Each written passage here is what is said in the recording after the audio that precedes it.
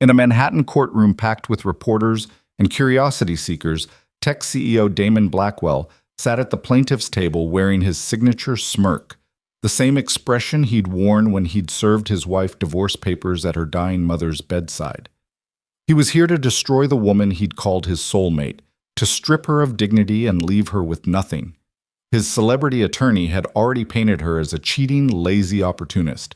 The judge looked ready to sign off on another rich man's easy win. But across the aisle, Lena Reed sat too still, too calm, her hands folded like someone waiting for a curtain to rise. And when her pager buzzed in the silent courtroom, she didn't flinch.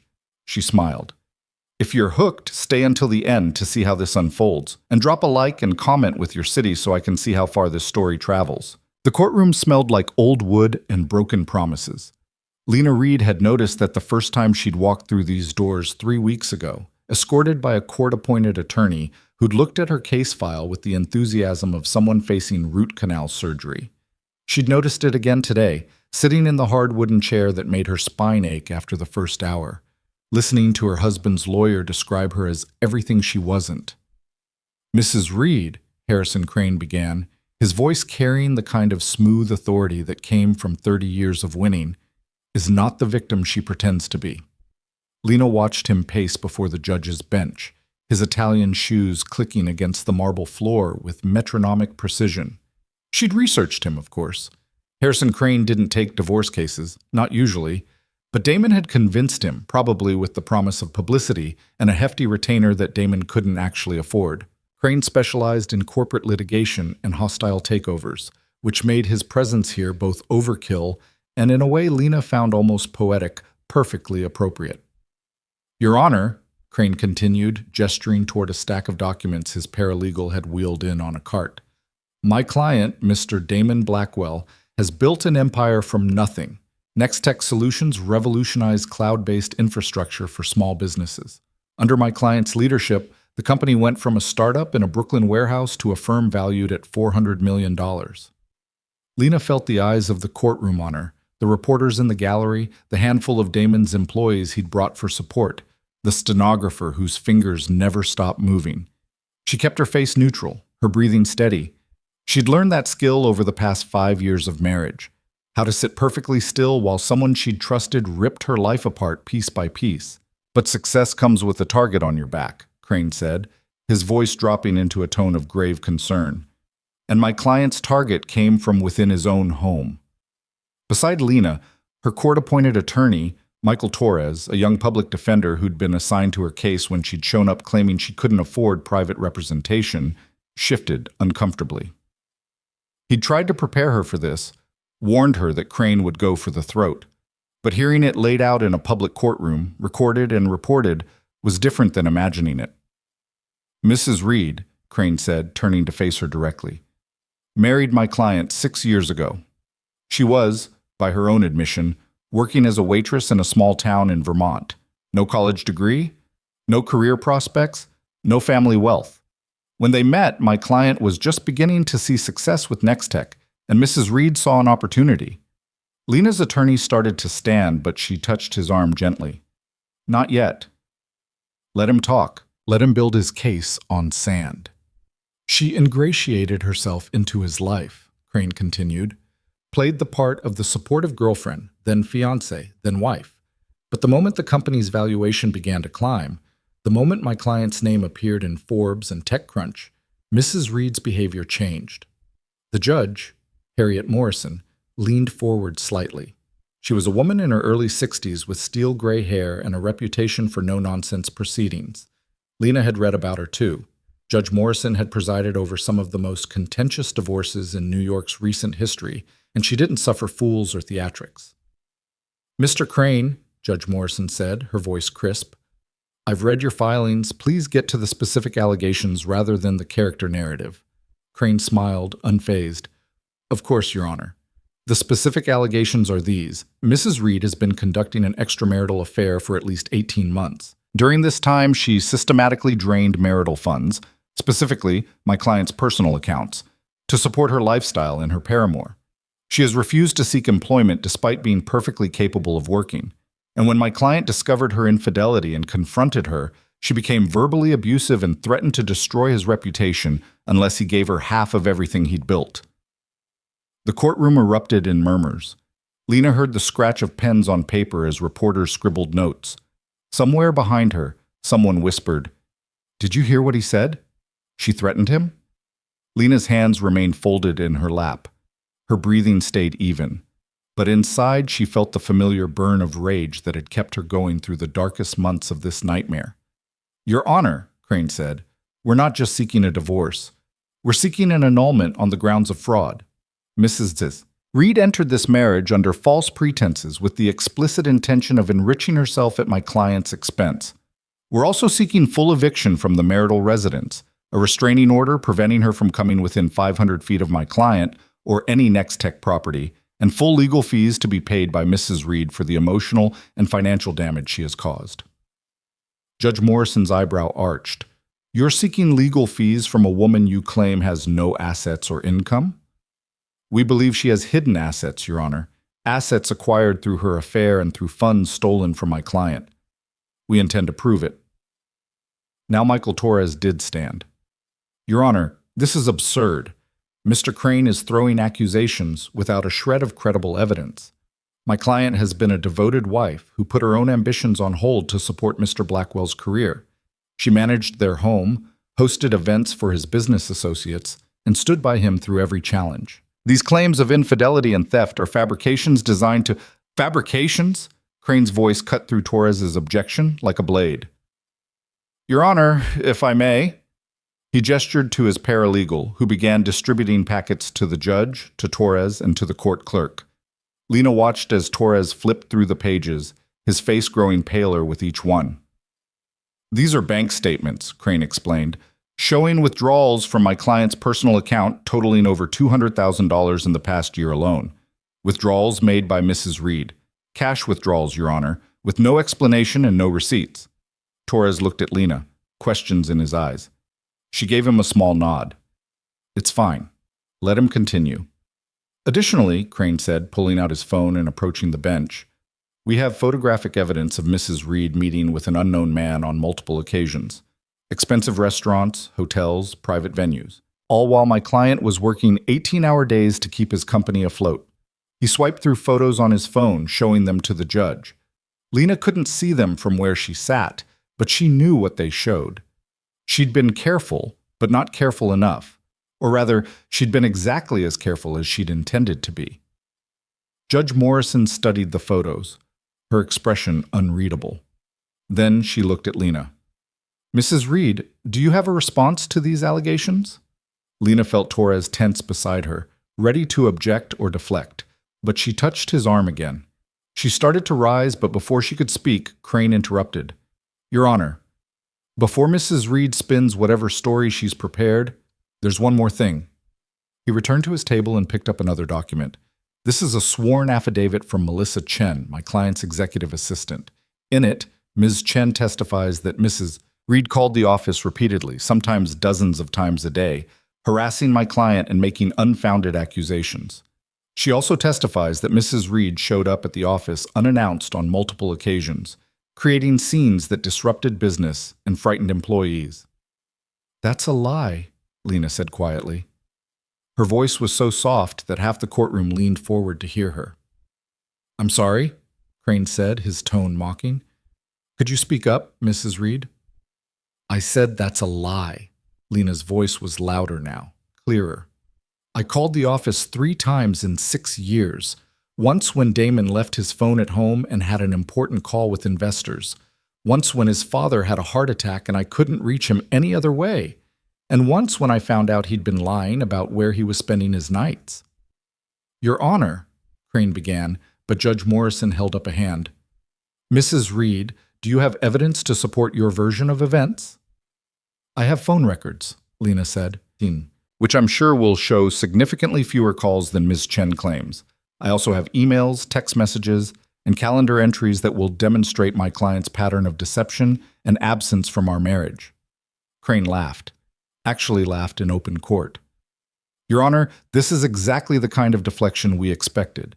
Mrs. Reed can't defend against the evidence of her own wrongdoing, so she attacks my client's character. But the facts are clear. She married him for money. She stole from him. She cheated on him. And now she wants to take him for everything he has. This court should not reward that behavior. Judge Morrison looked tired. Mr. Torres, does your client have any actual evidence to present, or are we going to continue trading accusations? Torres stood again, fumbling with his briefcase. Your Honor, we have documentation that shows what Mr. Torres is trying to say, Lena interrupted gently, is that we need time to properly organize our defense. Mr. Crane has had weeks to prepare his attack. We've had days. You've had the same amount of time to prepare as we have, Crane shot back. The divorce petition was filed simultaneously with discovery. If you can't mount a defense, perhaps that's because there is no defense. Lena felt the pager in her pocket buzz. Once, twice, 3 times. The signal she'd been waiting for.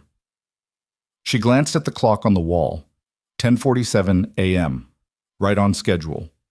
Your Honor, Lena said, standing fully now, her voice steady and clear. I'd like to request a brief recess. My legal team has arrived, and I believe they can address the court's concerns more effectively than Mr. Torres, who has done his admirable best under difficult circumstances. The courtroom went silent. Even the reporters stopped writing. Crane's smile widened.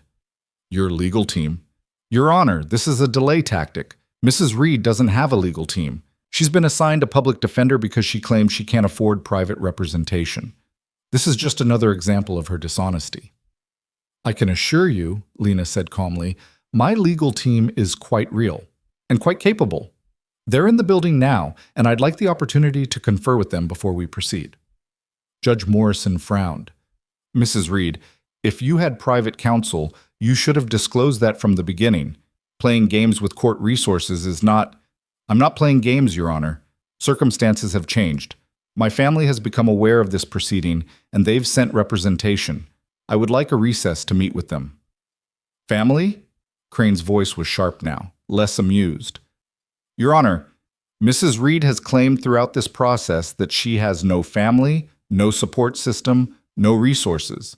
Now suddenly she has a legal team? This is absurd.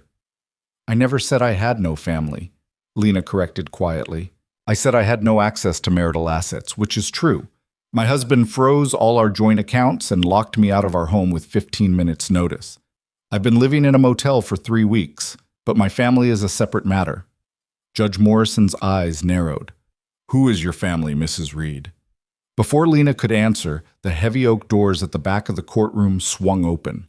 The sound echoed through the chamber like a thunderclap. Every head turned.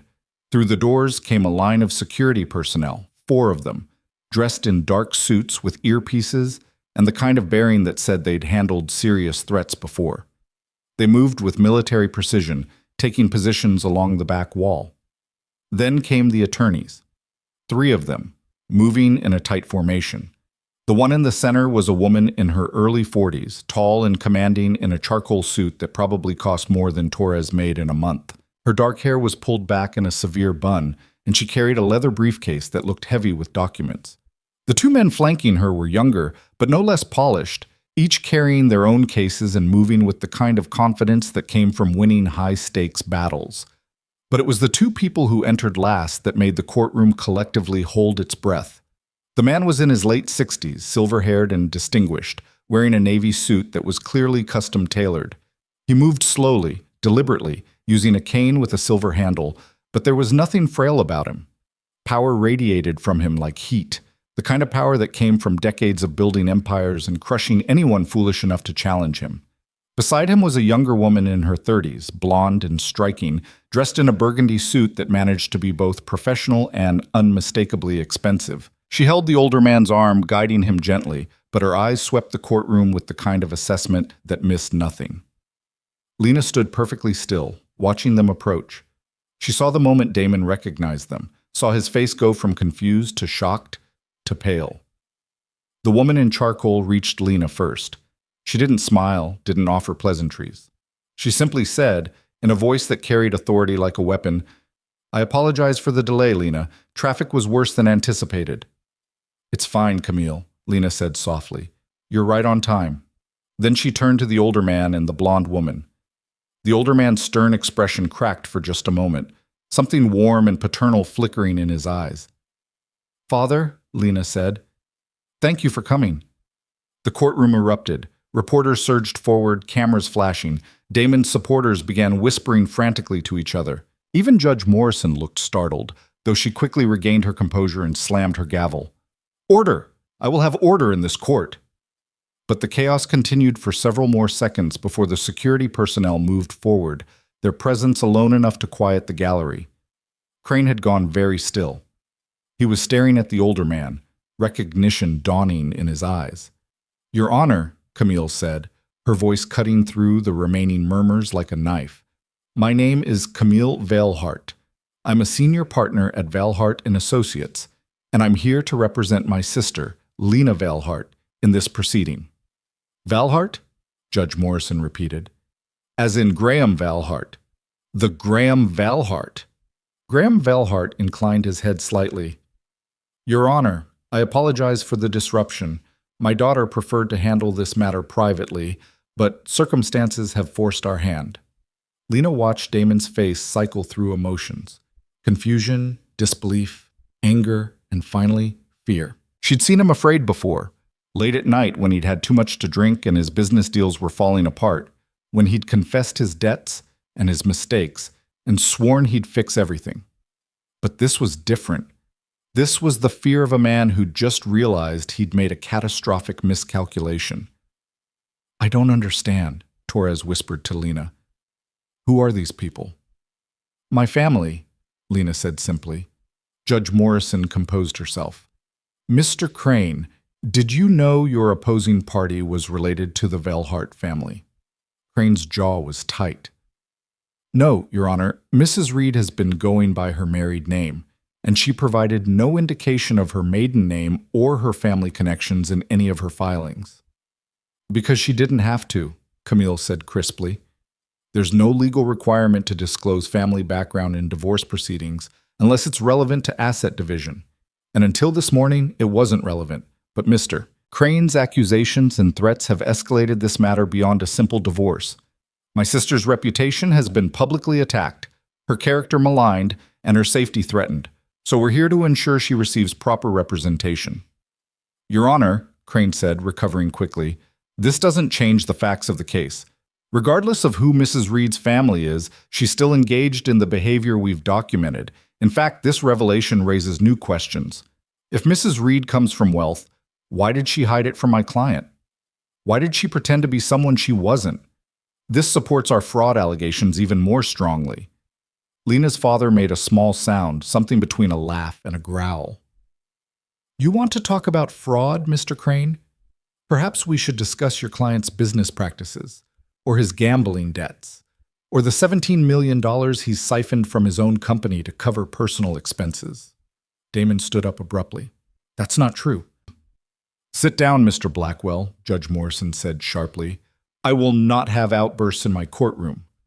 "But he's lying. I said, sit down." Damon sat, but his face was flushed, his hands trembling. Camille opened her briefcase and pulled out a thick folder. "Your Honor, we have documentation that tells a very different story than Mr. Crane's narrative. We have evidence of systematic financial fraud, adultery, and conspiracy to commit theft. We also have evidence that Mr. Blackwell has been planning this divorce for over a year, specifically timing it to coincide with a major investment round for his company, an investment round that would significantly increase his personal wealth while leaving my sister with nothing." She approached the bench and handed the folder to Judge Morrison. "We've prepared a full counter filing, which we're submitting now. It includes financial audits, witness statements, and documented proof of Mr. Blackwell's actual activities over the past 18 months. Judge Morrison flipped through the folder, her expression growing darker with each page. "Your Honor," Crane said, his voice tight, "whatever the Veilhart family has compiled, I'm sure it's based on speculation and hearsay. My client has been nothing but transparent." "Has he?" Camille interrupted. "Has he been transparent about the fact that Next Tech Solutions is currently under investigation by the SEC for fraudulent accounting practices?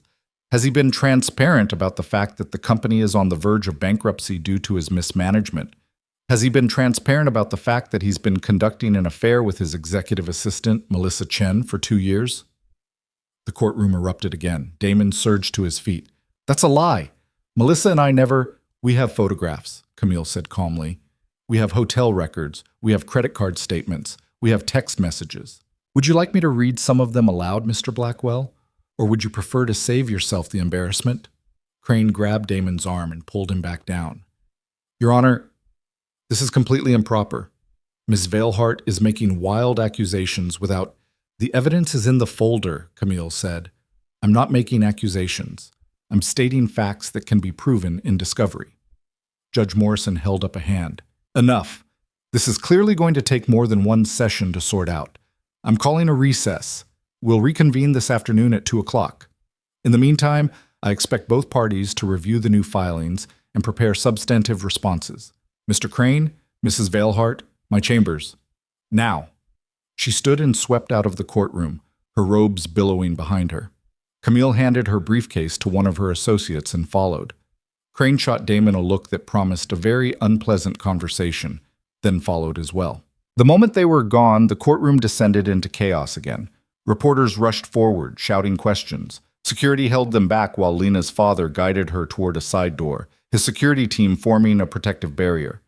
Damon tried to follow, tried to push through the crowd toward Lena. Wait! Lena, wait! We need to talk! But the blonde woman, Lena's sister, stepped smoothly into his path. I don't think so, Mr. Blackwell. Get out of my way. That's my wife. Your wife? The blonde woman smiled, and it was not a kind expression. You mean the woman you served divorce papers to while her mother was dying in a hospital bed? The woman you locked out of her own home? The woman you're trying to destroy in court? That wife? Damon's face twisted. You don't understand. I understand perfectly, the woman said. I understand that you married my sister because you thought she was nobody. You thought she had no power, no resources, no way to fight back. You thought wrong. She turned away from him, following her father and Lena toward the side door. Damon grabbed her arm. Listen to me. The security team moved instantly.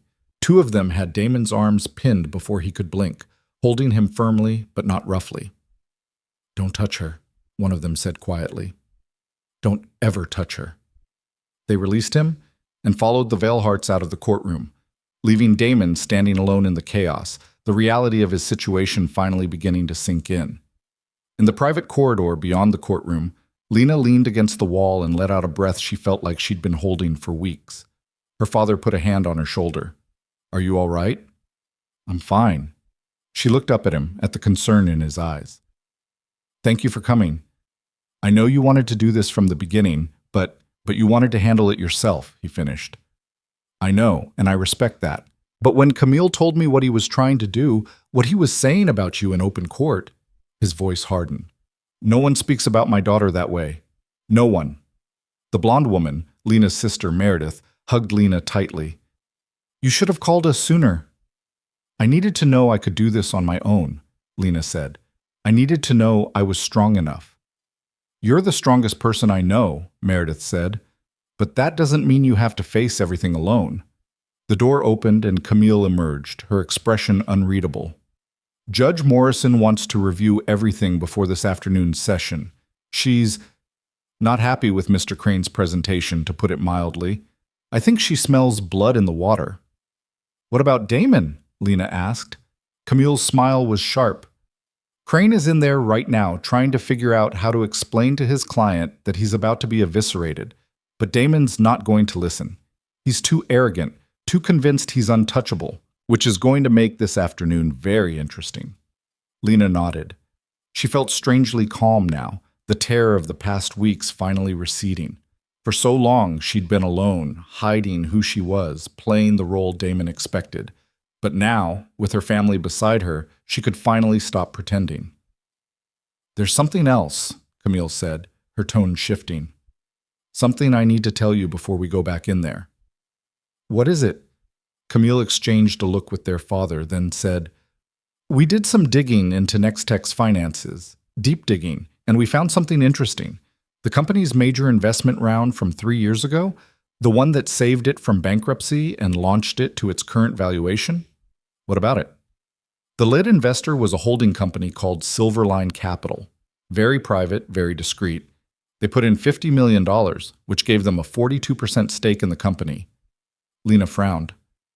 I don't understand. What does that have to do with... Silverline Capital is owned by another holding company called Reed Holdings, Camille said, which is owned by the Veilhart Family Trust, which means, dear sister, that you are the majority shareholder of Nextech Solutions. You own Damon's company. You always have. The corridor went silent. Lena stared at Camille, then at her father. What? You set up the investment for him, her father said gently. 5 years ago, when you first got married and his company was struggling, you came to me and asked if we could help. I suggested a silent investment through holding companies so that he wouldn't feel emasculated by his wife's wealth. You agreed. The paperwork went through, the money was transferred, and Nextech was saved. But you never told him where the money really came from. Lena felt the world tilt slightly. I forgot. With everything that happened with Mother and the company growing so fast, I forgot.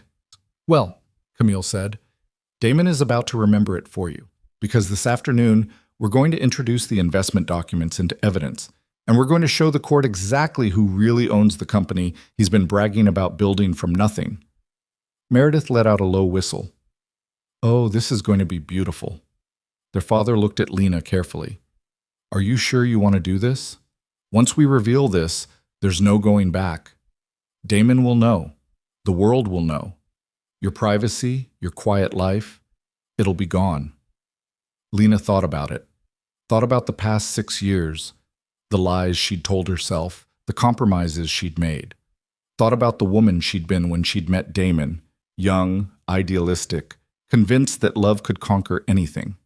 Thought about the woman she'd become, harder, wiser, but still standing. I'm sure, she said. He wanted to destroy me in court, to humiliate me publicly. Let's show him what destruction really looks like. Camille's smile was fierce. That's my sister. They spent the next 2 hours in a conference room Camille's firm had secured in the courthouse building, going over strategy and documents. Lena answered questions, provided details, filled in gaps in her family's knowledge of the past 6 years. It was exhausting, dredging up every painful memory, every moment of betrayal. But it was also cathartic. At 1:45, they returned to the courtroom. The gallery was even more packed than before, word having spread that the afternoon session was going to be dramatic. Lena saw reporters she recognized from major news networks, legal analysts, even a few celebrities who apparently had nothing better to do than watch other people's marriages implode. Damon was already at his table, looking like he'd aged 5 years in 3 hours. Crane sat beside him, his earlier confidence replaced by grim determination. Judge Morrison entered at precisely 2 o'clock. Everyone sit down and be quiet. We have a lot to get through, and I'm not in the mood for theatrics. She looked at Camille. Ms. Veilhart, I've reviewed your counterfiling. It's extensive. Do you want to present a summary, or should I just start asking questions? I'll present a summary, Your Honor, if that's acceptable. Make it quick. Camille stood and moved to the center of the floor. She didn't need notes. Every fact, every figure, every damning detail was already committed to memory. Your Honor, this case is not what Mr. Crane has portrayed it to be. This is not a story of a gold digger who tricked a successful man. This is a story of a man who married a woman, discovered she was far more than he could handle, and decided to destroy her before she could discover what he really was.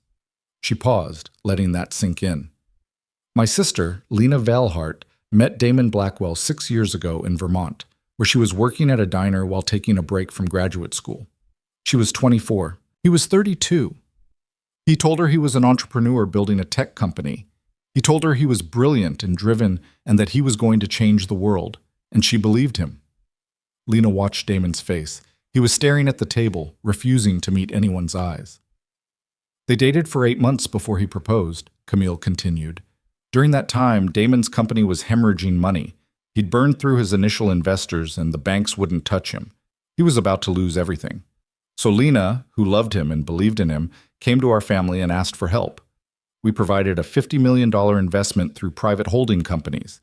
Damon never knew where the money really came from. He thought it was from traditional venture capital firms. And Lena never told him differently. Why not? Judge Morrison asked. Because she knew it would hurt his pride, Camille said simply. Because she loved him and didn't want him to feel like he was being rescued by his wife's family. Because she wanted him to feel like he'd succeeded on his own merits. It was a kindness, and he spent the last 6 years repaying that kindness with betrayal. Your Honor, Crane interjected, this is an interesting story, but it's not supported by... Camille slid a document across to him. Investment memorandum dated 6 years ago. Signed by Damon Blackwell and representatives of Silverline Capital. Page 4, Section 3, clearly states the ownership structure. 42% of Nextech Solutions in exchange for $50 million. Crane scanned the document, his face going pale. Page 7, Camille continued, shows the corporate structure of Silverline Capital. Follow the chain. Silverline is owned by Reed Holdings, which is owned by the Veilhart Family Trust, which is controlled by my father with beneficial ownership distributed to his children, including Lena. Which means my sister owns the controlling interest in the company her husband has been claiming he built alone. The courtroom exploded again. Judge Morrison didn't even try to silence it this time. Just let the chaos run its course while she read through the investment documents herself. Damon finally looked up, his face twisted with rage and confusion. That's not possible. The investment came from my sister, Camille finished, through holding companies designed to protect both the investment and her identity. You signed the documents, Mr. Blackwell. Your signature is right there on page 12. You just never bothered to look closely at who you were really signing with. This is insane, Damon said, his voice rising. You're saying Lena owns my company? I'm saying Lena is the largest single shareholder of the company you've been running, Camille corrected. Which means every decision you've made, every contract you've signed, every dollar you've spent, she had the legal right to know about it. And yet you never told her anything. In fact, you actively hid the company's financials from her, didn't you? Damon's mouth opened and closed. No sound came out. Let me tell you what else we found, Camille said, her voice dropping to something cold and dangerous. We found that over the past 2 years, you've been systematically draining money from Nextech to cover personal debts, gambling debts, primarily. You've lost over $3 million in Atlantic City and Las Vegas. You created shell companies to hide the transactions, falsified expense reports, and fraudulently categorized personal spending as business expenses. We have the receipts, Mr. Blackwell. We have bank statements, casino records, and testimony from dealers who remember you. We also have emails between you and Miss Chen discussing how to hide these transactions from the board. Would you like me to read those emails aloud? Crane was frantically whispering to Damon, trying to shut him up, but Damon wasn't listening. She's lying, Damon shouted, pointing at Lena. She's making this up to... To what? Lena said quietly. It was the first time she'd spoken since the session began, and her voice cut through Damon's rant like a blade. To get revenge? To hurt you? Damon, I gave you everything. I gave you money, support, love. I stood by you when you stayed out all night and came home smelling like perfume. I believed you when you said the company needed all your time. I trusted you when you said we'd start a family once things stabilized. And you repaid me by treating me like I was worthless. Tears were streaming down her face now, but her voice never wavered. You served me divorce papers at my mother's deathbed, she said. Do you remember that? My mother was dying and you walked into that hospital room and handed me papers. You told me you wanted me gone before she died because you didn't want to deal with the grief. Those were your exact words. I don't want to deal with the grief. The courtroom had gone absolutely silent. Even the reporters had stopped writing. So yes, Lena continued, I'm going to fight you. I'm going to use every resource I have, every advantage, every weapon in my arsenal, because you wanted a war, Damon, and you're about to find out what happens when you declare war on someone who's been preparing for it longer than you realize. She sat back down, wiping her eyes. Judge Morrison looked shaken. She'd presided over hundreds of divorce cases, but this one was clearly affecting her. Mr. Crane, she said, does your client have any response to these allegations? Crane looked at Damon, who was staring at Lena like he'd never seen her before. Your Honor, Crane said carefully, We need time to review these documents and consult with our client. This information is unexpected." "I'm sure it is," Judge Morrison said dryly. "Here's what's going to happen. I'm granting Mrs. Veilhart's request for a continuance. We'll reconvene in 2 weeks. In the meantime, I'm issuing a temporary restraining order preventing Mr. Blackwell from disposing of any company assets, transferring any funds, or making any major business decisions without court approval. I'm also freezing the couple's joint accounts pending full financial discovery." "Your Honor," Crane protested, "that's excessive. My client needs access to—" "Your client should have thought about that before he allegedly embezzled from his own company," Judge Morrison snapped. 2 weeks, Mr. Crane. Use that time wisely. Court is adjourned." She stood and left, and the courtroom erupted one final time. Lena stood, suddenly exhausted. Her father took one arm, Meredith the other, and they guided her toward the exit while Camille handled the reporters. As they passed Damon's table, he reached out and grabbed Lena's hand. "Wait, please. We need to talk." Security moved instantly, but Lena held up a hand to stop them. She looked down at Damon, at the man she'd loved, at the man who'd destroyed that love piece by piece. "We have nothing to talk about," she said quietly. "We'll let our lawyers do the talking from now on." She pulled her hand free and walked away, leaving Damon alone with the wreckage of the life he'd tried to steal. Outside the courthouse, the afternoon sun was bright and warm. Lena tilted her face up to it and let herself breathe. "That was just the opening salvo," Camille said, coming up beside her. "The real battle starts now." "I know," Lena said, "and I'm ready." She looked at her family, her father with his steady strength, her sister with her fierce loyalty, Camille with her brilliant tactical mind. She'd thought she needed to face this alone, to prove she was strong enough to fight her own battles. But standing here, surrounded by the people who loved her, she realized she'd been wrong. Strength wasn't about fighting alone. Strength was about knowing when to call in reinforcements, and she'd called in the best. "Let's finish this," she said. And somewhere behind them in the courthouse, Damon Blackwell was just beginning to understand the magnitude of his mistake. The war room, as Camille called it, was actually a corner suite on the 43rd floor of the Veilhart building in Midtown Manhattan. Floor-to-ceiling windows offered a panoramic view of the city, but Lena barely noticed. She was too focused on the mountain of documents spread across the conference table. 6 years of her marriage reduced to bank statements, emails, and sworn affidavits. "He's going to crack," Camille said, pacing the length of the windows with her phone pressed to her ear. "Give him 3 days, maybe 4, and he'll start making mistakes." She paused, listening to whoever was on the other end. "No, don't approach him directly. Let him come to us. He will. They always do." Lena's father sat across from her, reading glasses perched on his nose as he reviewed a financial audit. Graham Veilhart had built his empire from a single textile factory in Massachusetts 70 years ago, turning it into a multinational conglomerate worth billions. He understood men like Damon, ambitious, reckless, convinced that rules applied to everyone but them. "This is worse than I thought," he said, tapping a page with his finger. "He's not just gambling.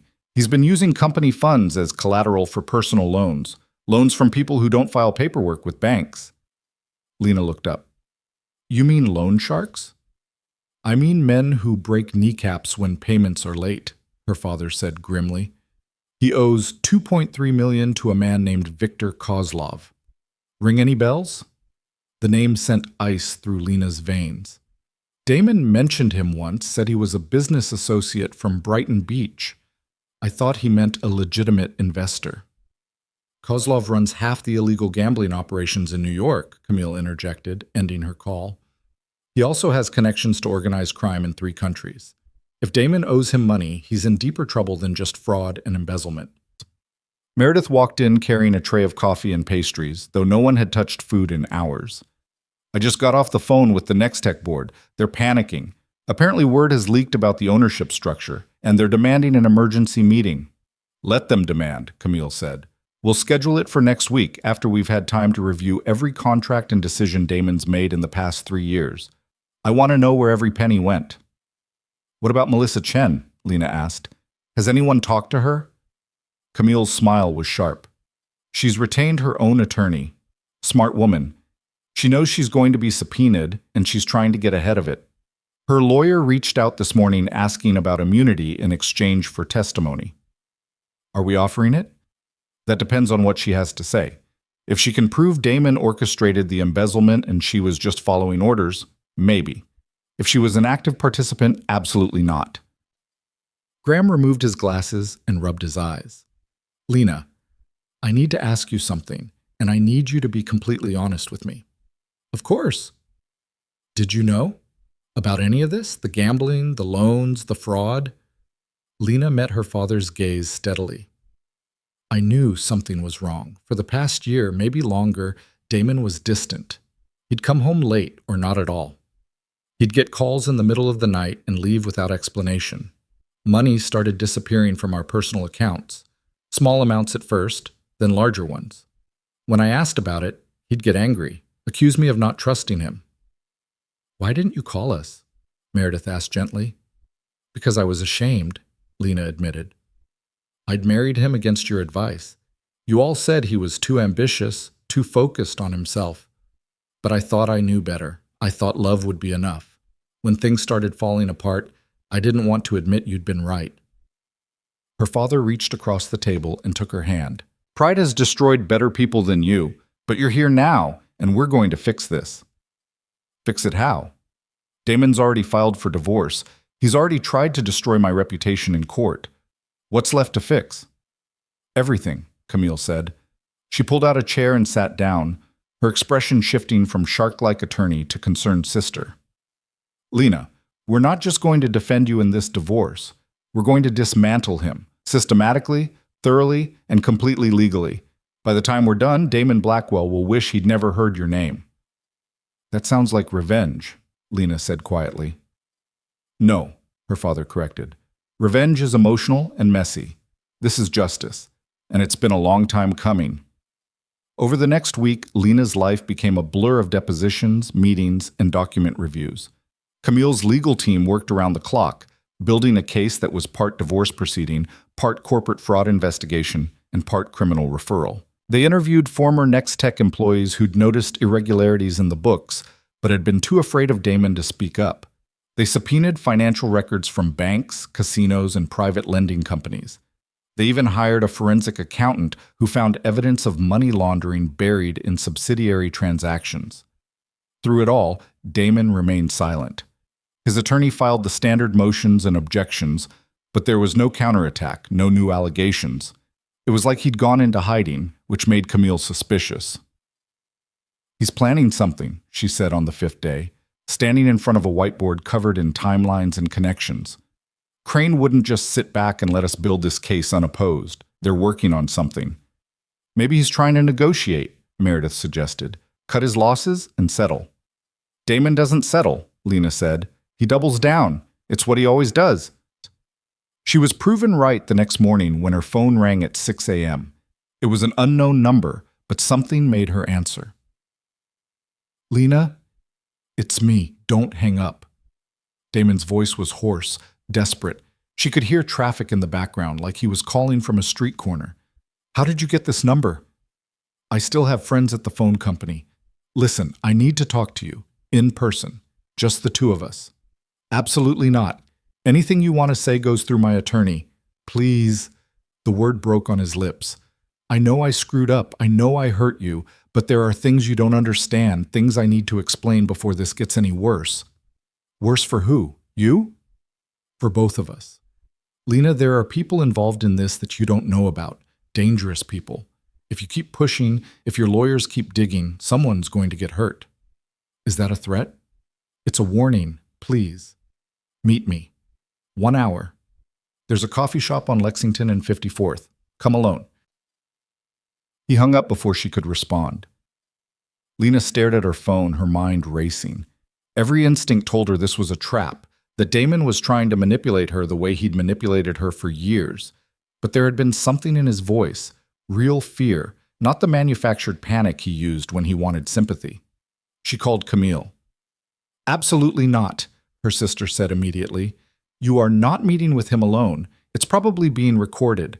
He's probably trying to get you to say something incriminating. What if he's telling the truth? What if there really are dangerous people involved? Then that's even more reason not to meet him.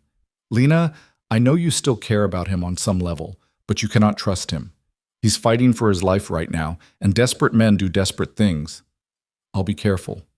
Lena, I have to know Camille. I have to look him in the eye one more time and see if there's anything left of the man I married. If there's not, then I can walk away without regrets. But I need that closure. There was a long silence on the other end. Then Camille sighed. Fine, but I'm sending security. They'll stay outside, but they'll be close. And you wear a wire. Non-negotiable. 45 minutes later, Lena walked into a dingy coffee shop that smelled like burnt espresso and old newspapers. Damon was already there, sitting in a back booth, looking like he hadn't slept in days. His designer suit was rumpled, his hair uncombed. He'd aged years in a week. She slid into the booth across from him, keeping her purse close. Inside was a recording device that Camille had insisted on, along with a panic button connected directly to the security team outside. You look terrible, she said. I feel worse. He tried to smile, but it came out as a grimace. Thank you for coming. I wasn't sure you would. I almost didn't. Say what you need to say, Damon. I don't have much time.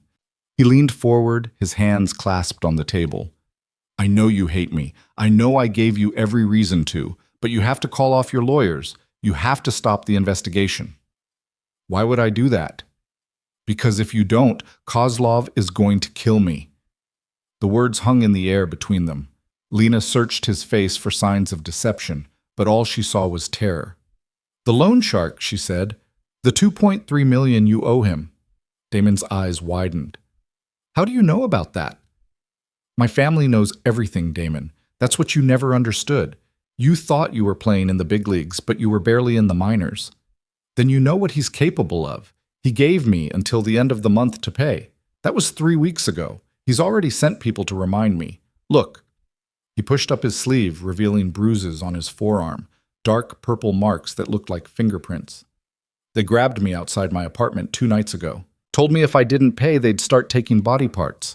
Lena, I'm not exaggerating. These people don't negotiate. They don't care about lawyers or courts or anything else. They just want their money. Then pay them. With what? Your lawyers froze everything. I can't access the company accounts. I can't sell assets. I can't even get a loan because my credit's destroyed. The only way I can get that money is if you drop the case and let me have access to Nextech. Lena laughed, but there was no humor in it. You want me to save you.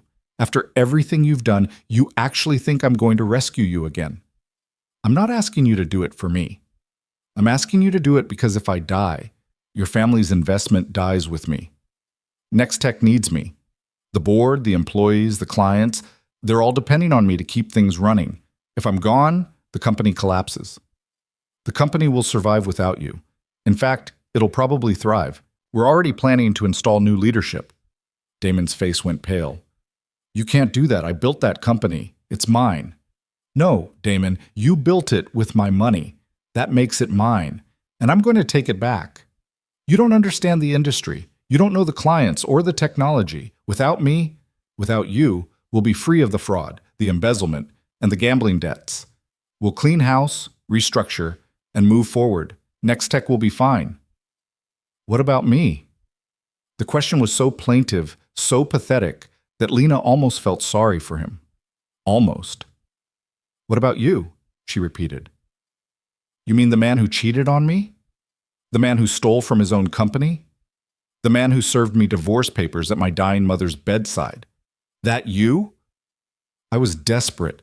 The company was hemorrhaging money, and I didn't know what else to do. Melissa helped me hide it, but she was the one who suggested using the shell companies. She said it was standard practice. So now you're blaming your mistress? She's not my mistress. We never slept together. Lena raised an eyebrow. Damon, we have hotel receipts. We have text messages. Don't insult my intelligence. He slumped back in the booth, defeated. Fine. Yes, we were involved, but it wasn't serious. It was just stress relief. A mistake. A 2-year mistake. I know I screwed up. But Lena, I did love you. I still do. Everything I did because I was trying to make you proud. I wanted to be worthy of you. By lying to me? By stealing from me? By trying to destroy me in court? That was Crane's idea. He said we needed a strong offense to distract from the financial issues. I never wanted it to go that far. But you let it happen. You stood in that courtroom and watched him call me a cheater and a gold digger, and you said nothing. Damon's hands were shaking now. I'm sorry. I'm so sorry. If I could take it back. But you can't. And now you have to live with the consequences. She started to stand, but Damon reached across the table and grabbed her wrist. Wait. There's something else, something you need to know. Let go of me. Kozlov knows about you, about your family. He knows you're the real owner of Nextech, and he's planning to come after you if I can't pay. Lena went very still. What did you just say? He has people watching you, following you. He knows where you live, where you go, who you meet with. He told me if I can't pay the debt, he'll collect it from you instead. You gave him my name. I didn't have a choice. He was going to kill me. Lena jerked her wrist free and stood up, her face flushed with anger. You put a target on my back to save yourself. You selfish, cowardly. I'm trying to protect you now. That's why I'm warning you. Drop the case, let me access the funds, and I'll pay Kozlov. Then we can both walk away clean. Or, Lena said coldly, I call the FBI and report Kozlov for extortion. Then I let them handle him while you face fraud charges. They won't get to him in time. He's already planning his move. Lena, please, I'm begging you. She looked down at him, at the man who'd once made her laugh until she cried, who'd proposed to her under the stars in Vermont, who'd promised to love her forever. That man was gone, if he'd ever existed at all. In his place was a stranger wearing Damon's face, a stranger willing to sacrifice her to save himself. We're done here, she said. Lena, don't contact me again. If you have something to say it through your lawyer. And Damon, if Kozlov or anyone connected to him comes near me or my family, I will bury you so deep you'll never see daylight again. She walked out of the coffee shop without looking back, her heart pounding. Outside, 2 security guards fell into step beside her, escorting her to the waiting car where Camille sat with a laptop and headphones. Did you get all that? Lena asked as she climbed in. Every word. Camille's face was grim. We're calling the FBI. Kozlov threatening you crosses a line. Will they actually be able to do anything? They'll investigate. In the meantime, we're increasing your security detail. No more going anywhere alone, no more unscheduled meetings, and absolutely no contact with Damon. Lena nodded, suddenly exhausted. She'd hoped the meeting would give her closure, but instead it had opened a whole new level of nightmare. Back at the Vailhart building, her father was waiting with 2 FBI agents, a woman named Sarah Chen and a man named Marcus Torres. They listened to the recording of Lena's conversation with Damon, taking notes and asking clarifying questions. Victor Kozlov is on our radar, Agent Chen said. He's been linked to multiple criminal enterprises, but he's careful. We've never been able to make anything stick. If Mr. Blackwell is willing to testify, he won't, Lena interrupted. He's too scared. Then we'll need other evidence, financial records, witness statements, anything that connects Kozlov to the loan and the threats. We have bank records showing wire transfers from Damon to shell companies that Kozlov controls, Camille said, pulling up documents on her laptop. We also have testimony from casino employees who saw them together. It's not enough for a criminal case, but it's a start. Agent Torres leaned forward. Ms. Vailhart, Lena, I want to be clear about something. If Kozlov really has put you on his radar, you're in danger. These aren't empty threats. He has a reputation for following through. What do you suggest? Full protection, safe house, armed guards, limited public appearances, and we need you to wear a wire for any future contact with Blackwell or anyone connected to Kozlov. I'm not hiding, Lena said firmly. I have a company to run, a court case to win, and a life to reclaim. I won't let some thug intimidate me into disappearing. Lena, her father began, but she cut him off. No, I've spent 6 years letting fear control me.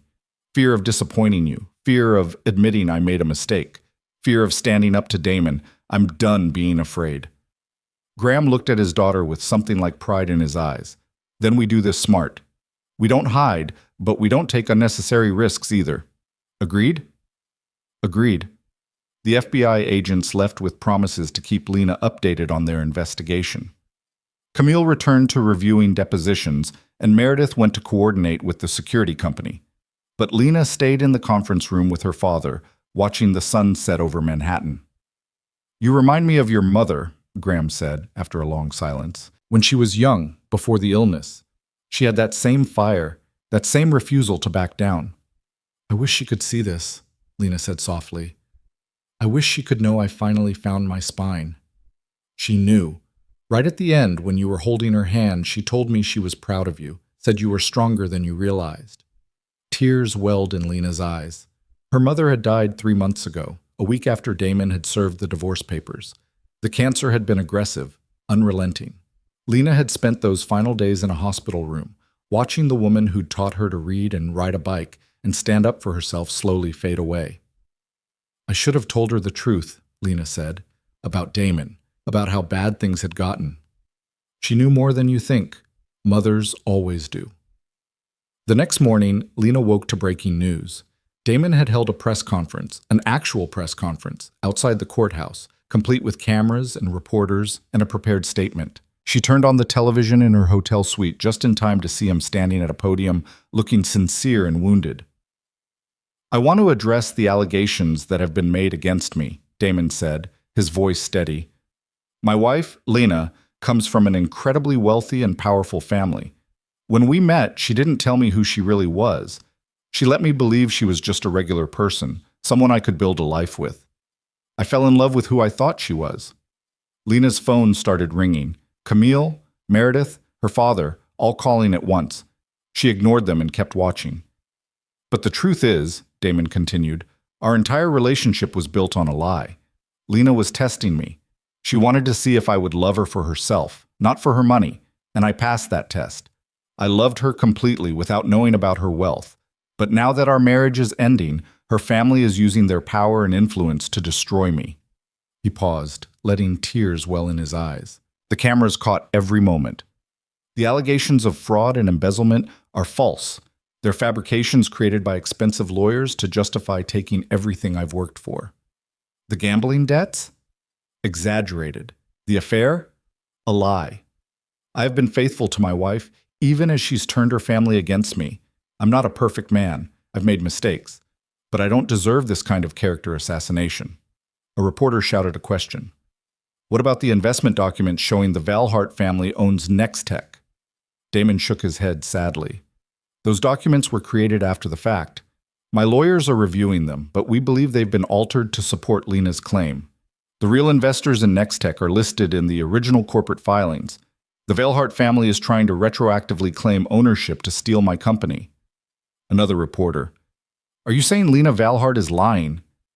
"I'm saying her family is manipulating the truth to serve their interests." Lena herself. "I still love her. I still hope we can find a way to resolve this privately. But her father and her lawyers won't let that happen. They want a public battle, and they're going to use every resource at their disposal to win it."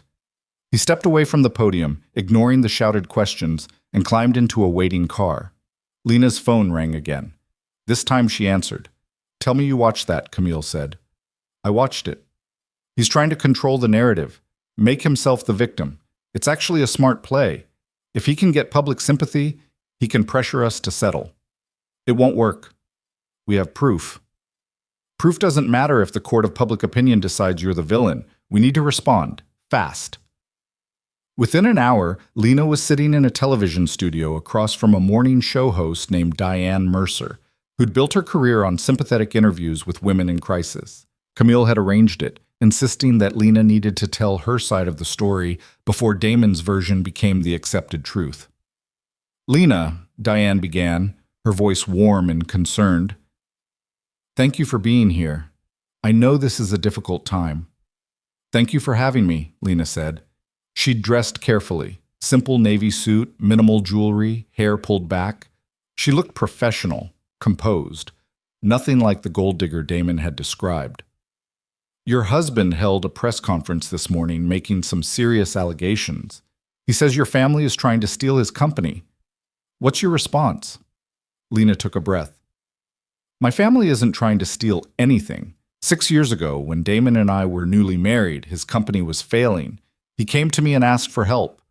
I went to my family and arranged for an investment, $50 million, to save Nextech. That investment gave my family a controlling stake in the company." Damon signed the documents. He knew the terms. "But he claims he didn't know the investment came from your family." "The investment came through holding companies, yes. But the corporate structure was clearly outlined in the documents he signed. If he didn't read them carefully, that's not my family's fault."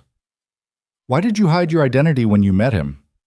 This was the question Lena had been dreading. She'd known it would come up, and she'd prepared an answer, but sitting here under the studio lights, she decided to tell the simple truth. "Because I wanted to be loved for myself," she said. "I grew up in a world where everyone wanted something from my family: money, connections, access. I never knew if people liked me or liked what I could do for them. When I met Damon in that diner in Vermont, he didn't know who I was. He just knew me as Lena, and for the first time in my life, I felt like someone saw me, not my last name." "That's understandable," Diane said gently, "but some people might say it was deceptive." "Maybe it was, but I told him the truth before we got married. I said I came from a wealthy family and that I had resources if we needed them. He said he didn't care about money, that he loved me, and I believed him." "What changed?"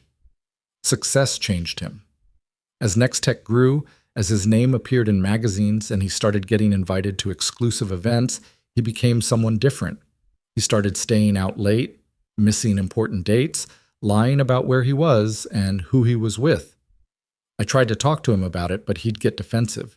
Tell me I was being paranoid or controlling." "Were you aware of the affair?" Lena nodded slowly. "I suspected. There were signs, but I didn't want to believe it. I kept telling myself he was just stressed, that once the company stabilized, we'd be okay. It took finding him with her to finally accept the truth." The studio went silent. Even the crew had stopped moving. "You found them together?" Diane asked. "In our apartment, in our bed. And I'd gone to a medical appointment and came home early. I walked in and there they were." "What did you do?" "I left, went to a hotel, spent the night trying to figure out what to do next.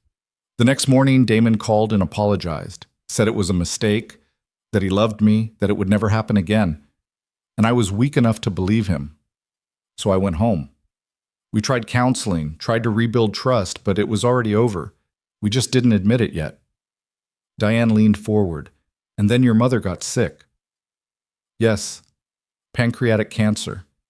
She was diagnosed in February and gone by May. Those 3 months were the hardest of my life. I was with her every day, watching her deteriorate. And Damon, he was absent, too busy with work to visit, too stressed to come to appointments. I was alone. And that's when he served you divorce papers. At her bedside. She was in and out of consciousness, and I was holding her hand, and the nurse came in and said there was someone to see me. I thought it was family, but it was a process server. Damon didn't even have the courage to do it himself." Diane's eyes were wet. "I'm so sorry." "So am I. Sorry I wasted 6 years on someone who never deserved me. Sorry I didn't trust my family's instincts about him. Sorry I let him make me feel small and worthless. But I'm not sorry anymore. I'm angry. And I'm fighting back." The interview aired that afternoon and went viral within hours. Social media exploded with support for Lena. The hashtag Team Lena trended nationally. Women shared their own stories of betrayal and vindication. Legal analysts debated the corporate ownership issues. And through it all, Damon's carefully crafted victim narrative crumbled. But he wasn't done yet. 3 days later, Camille got a call from Crane requesting an emergency meeting. They met in a neutral conference room at a hotel, both legal teams present. "My client is prepared to make a settlement offer," Crane said without preamble. "We're listening," Camille replied. "Mr. Blackwell will agree to the divorce with no contest. He'll sign over full ownership of the marital residence and any jointly held assets. In exchange, the Veilhart family transfers their Nextech shares back to him and drops all fraud allegations." Camille laughed. "You're joking. I'm completely serious. Your client gets a clean divorce and her freedom." My client keeps his company and his reputation. Everyone walks away. Your client tried to destroy my sister in court. He committed fraud, embezzled millions, and put her in danger by involving her with violent criminals. And you think we're going to just let him keep the company he stole from? Crane's jaw tightened. The alternative is a long, expensive trial that will hurt both parties. Is that really what you want? Yes, Lena said, speaking for the first time. That's exactly what I want. I want Damon to face consequences. I want the world to know what he really is. And I want my company back. Your company? Crane scoffed. You're a waitress who married above her station. You don't know the first thing about running a tech company. Graham Veilhart, who'd been silent until now, finally spoke. Mr. Crane, my daughter has an MBA from Wharton and 10 years of experience in corporate management. Before she married your client, she was on track to run our European operations. She gave that up to support his dreams. So don't presume to tell us what she can and cannot do. Crane looked at Damon, who wouldn't meet his eyes. We're done here, Camille said, standing. See you in court. They left Crane and Damon sitting in the conference room, and Lena felt lighter than she had in years. The battle lines were drawn. There would be no settlement, no compromise, just a fight to the finish. And she was ready. The boardroom at Nextech Solutions felt like enemy territory. Lena sat at the head of the long mahogany table, flanked by Camille and 2 corporate attorneys from Veilhart and Associates, while 12 board members stared at her with varying degrees of confusion, hostility, and curiosity. Damon's empty chair loomed at the opposite end like a ghost. Ladies and gentlemen, Camille began, her voice cutting through the tension. Thank you for attending on such short notice. I'm sure you're all aware of the recent developments regarding company ownership. We're here today to clarify the situation and discuss the path forward. Robert Chen, the chief technology officer and Damon's oldest friend, leaned forward with his arms crossed. With all due respect, Ms. Veilhart, we're here because we were legally compelled to be here. Most of us have known Damon for years. We've built this company with him. And now you're telling us that his wife, ex-wife, actually owns controlling interest? That's insane. It's not insane, Mr. Chen. It's documented fact. Camille slid a bound presentation across the table. Page 3 shows the original investment memorandum from 6 years ago. Page 7 details the corporate structure of Silverline Capital and its parent companies. Page 12 shows the current ownership breakdown. 42% belongs to entities controlled by the Veilhart Family Trust. Damon owns 31%. The remaining 27% is divided among early investors and employee stock options. This has to be fake, another board member muttered. Damon would have told us. Would he? Lena spoke for the first time, her voice quiet but steady. Would he have told you that his company was bankrupt 6 years ago? That he was days away from losing everything? That the mysterious venture capital firm that saved Nextech was actually his wife's family? The room fell silent. He let you all believe he'd secured traditional funding, Lena continued. He let you believe he'd built this company through his own brilliance and determination, and in a way he did. The technical innovation, the client relationships, the growth strategy, those were his. But the foundation, the capital that made it all possible, that was mine. Then why didn't you say anything before? Robert demanded. Why let him take credit for 6 years and suddenly decide you want to take over now? Because I loved him, Lena said simply. Because I believed in him, because I thought supporting him meant staying invisible. But he didn't just take credit for building this company, he destroyed it from the inside. And now I have to fix what he broke. She nodded to Camille, who pulled up a presentation on the screen behind them. Financial statements filled the display, red numbers jumping out like warning signs.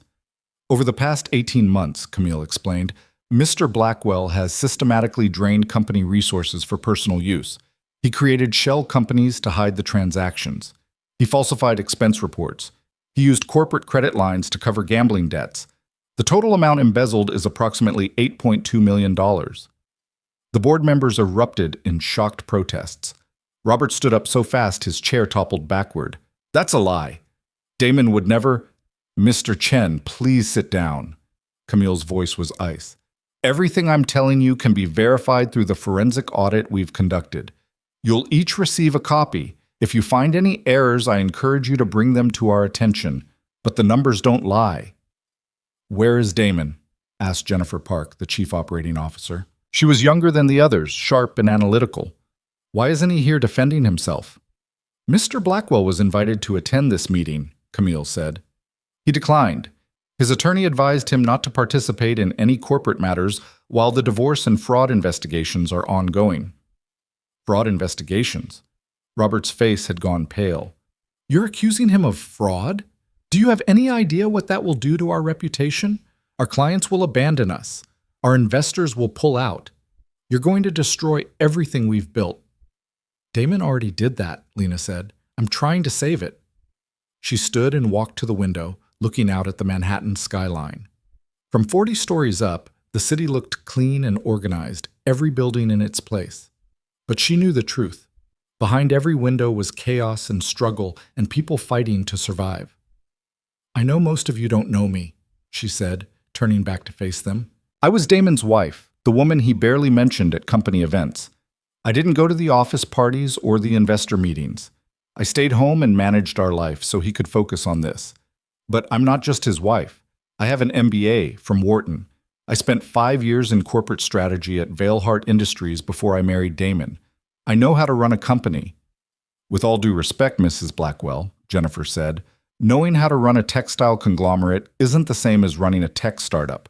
Our industry moves fast. Our clients expect innovation and agility. Can you provide that?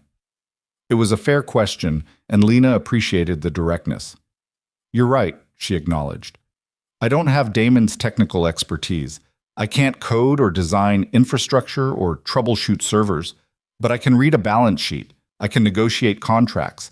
I can build relationships with clients and investors. And most importantly, I can surround myself with talented people and trust them to do their jobs, something Damon clearly couldn't do. She returned to her seat and looked at each board member in turn. Here's what I'm proposing. We bring in an interim CEO, someone with tech industry experience and a clean reputation. We conduct a full internal audit and clean up the financial irregularities. We communicate transparently with our clients about the transition and reassure them that Nextech services won't be interrupted. And we move forward as a stronger, more ethical company. And what happens to Damon? Robert asked quietly. That depends on him, Camille interjected. If he cooperates with the investigation, returns the embezzled funds, and steps away voluntarily, we can handle this quietly. If he fights, if he tries to undermine the company or damage its reputation out of spite, then we'll pursue criminal charges and make sure the whole world knows what he did. This is extortion, Robert said. You're blackmailing him into giving up his life's work. No, Mr. Chen. We're holding him accountable for theft and fraud. There's a difference. The meeting continued for another 2 hours with board members asking questions, raising objections, and gradually, reluctantly, accepting the reality of the situation. Some were angry, some were devastated, but most were pragmatic enough to recognize that fighting the Veilhart family would be suicide. By the time they adjourned, Lena had secured tentative support from 8 of the 12 board members. It wasn't unanimous, but it was enough. As they filed out, Jennifer Park hung back. Mrs. Blackwell, can I speak with you privately? Lena nodded, and Camille stepped outside to take a call. I just want you to know, Jennifer said, some of us suspected something was wrong. The numbers weren't adding up. Expenses were too high. Damon was always vague about certain accounts. But he was the founder, the visionary. We didn't think we had the right to question him. Why are you telling me this? Because I feel guilty. If we'd pushed harder, asked more questions, maybe we could have stopped this before it got so bad. And I want you to know that if you decide to pursue this restructuring, you'll have my full support. I've been with this company since the beginning, and I don't want to see it die because of one man's mistakes. Lena felt a surge of gratitude. Thank you. That means more than you know. Can I ask you something? Of course. Do you think you can save it? Really? Because if this goes public, if clients find out the CEO was embezzling funds, I don't know if we can recover. It was the question Lena had been asking herself for days. Nextech served over 3,000 small businesses, managing their cloud infrastructure, their data security, their digital operations. If those clients lost faith and switched to competitors, the company would collapse within months. I think we can, Lena said, but only if we're honest about what happened and demonstrate that we've fixed the problems. People forgive mistakes if you own them. What they don't forgive is cover-ups and lies. Jennifer nodded slowly. Then let's do this right. Over the next week, Lena threw herself into learning everything about Nextech. She reviewed contracts, studied technical specifications, met with department heads, and sat in on client calls. It was overwhelming and exhilarating in equal measure. For 6 years, she'd put her career on hold, convinced that supporting Damon's dreams was more important than pursuing her own. Now she was remembering who she'd been before, the ambitious, capable woman who'd graduated top of her class and turned around 3 failing divisions at Veilhard Industries. But the legal battle was far from over. 2 weeks after the board meeting, they were back in court for what Camille called the main event. Judge Morrison's courtroom was packed again, but this time the energy was different. Word had spread about Lena's television interview and the Nextech ownership revelation. The reporters in the gallery weren't just here for gossip anymore. They were covering a genuine corporate scandal. Damon sat at his table looking smaller somehow, diminished. His expensive suit couldn't hide the weight he'd lost or the exhaustion in his eyes. Crane sat beside him, but even the legendary attorney looked tense. All rise for the Honorable Judge Harriet Morrison. They stood as the judge entered and took her seat. Be seated. Let's get started. Ms. Veilhart, I've reviewed your amended filings. They're quite comprehensive. Would you like to present your case? Yes, Your Honor. Camille stood and approached the bench. We're prepared to demonstrate 3 things today. First, that Mr. Blackwell committed systematic fraud and embezzlement against Nextech Solutions. Second, that he conducted an extramarital affair and used marital funds to support that relationship. Third, that he deliberately misrepresented the state of his finances and the nature of his business to the court in order to gain advantage in this divorce proceeding. Those are serious allegations, Ms. Veilhart. Yes, Your Honor, and we have serious evidence to support them. For the next hour, Camille methodically laid out the case. She presented bank statements showing irregular transfers, casino records documenting Damon's gambling losses, and emails between Damon and Melissa Chen discussing how to hide their activities from both the board and Lena. She called the forensic accountant to explain the shell company structure and trace the money flow. She even played security footage from a hotel showing Damon and Melissa entering a room together and not emerging for hours. Through it all, Damon stared at the table, refusing to look up. When Camille finished, Crane stood for his cross-examination. But instead of attacking the evidence, he pivoted to a different strategy. Your Honor, my client doesn't dispute the existence of certain financial irregularities. However, the characterization of these transactions as embezzlement is inaccurate and inflammatory. Mr. Blackwell is the CEO and founder of Nextech. He had discretionary authority over company funds. The expenses in question were business-related, albeit poorly documented. This is a matter of sloppy bookkeeping, not criminal fraud. Sloppy bookkeeping? Camille's voice could have cut glass. Mr. Crane, your client created fake vendors, submitted false invoices, and transferred millions of dollars to personal accounts. That's not sloppy. That's theft. It's a matter of interpretation, Your Honor. And regarding the affair, yes, my client had a relationship with Ms. Chen. He's not proud of it, but adultery is not illegal in New York and shouldn't be a factor in asset division. It's relevant to credibility, Your Honor, Camille countered. Mr. Blackwell has repeatedly lied under oath about his relationship with Mrs. Chen. If he's willing to lie about that, what else is he lying about? Judge Morrison held up a hand. I've heard enough about the affair. Let's focus on the financial issues. Mr. Crane, does your client have any explanation for the $8 million that's currently unaccounted for? Crane and Damon had a whispered conference. Then Damon stood. Your Honor, may I speak? Judge Morrison looked surprised. Mr. Crane, are you comfortable with your client addressing the court directly? I've advised him against it, Your Honor, but he insists. Very well. Mr. Blackwell, you may speak, but I warn you, anything you say can be used against you in both civil and criminal proceedings. I understand. Damon's voice was hoarse. Your Honor, I made mistakes. I got in over my head with gambling debts, and I made bad decisions trying to cover them. I borrowed from the company intending to pay it back, but the debts kept growing. I wasn't thinking clearly. I was desperate.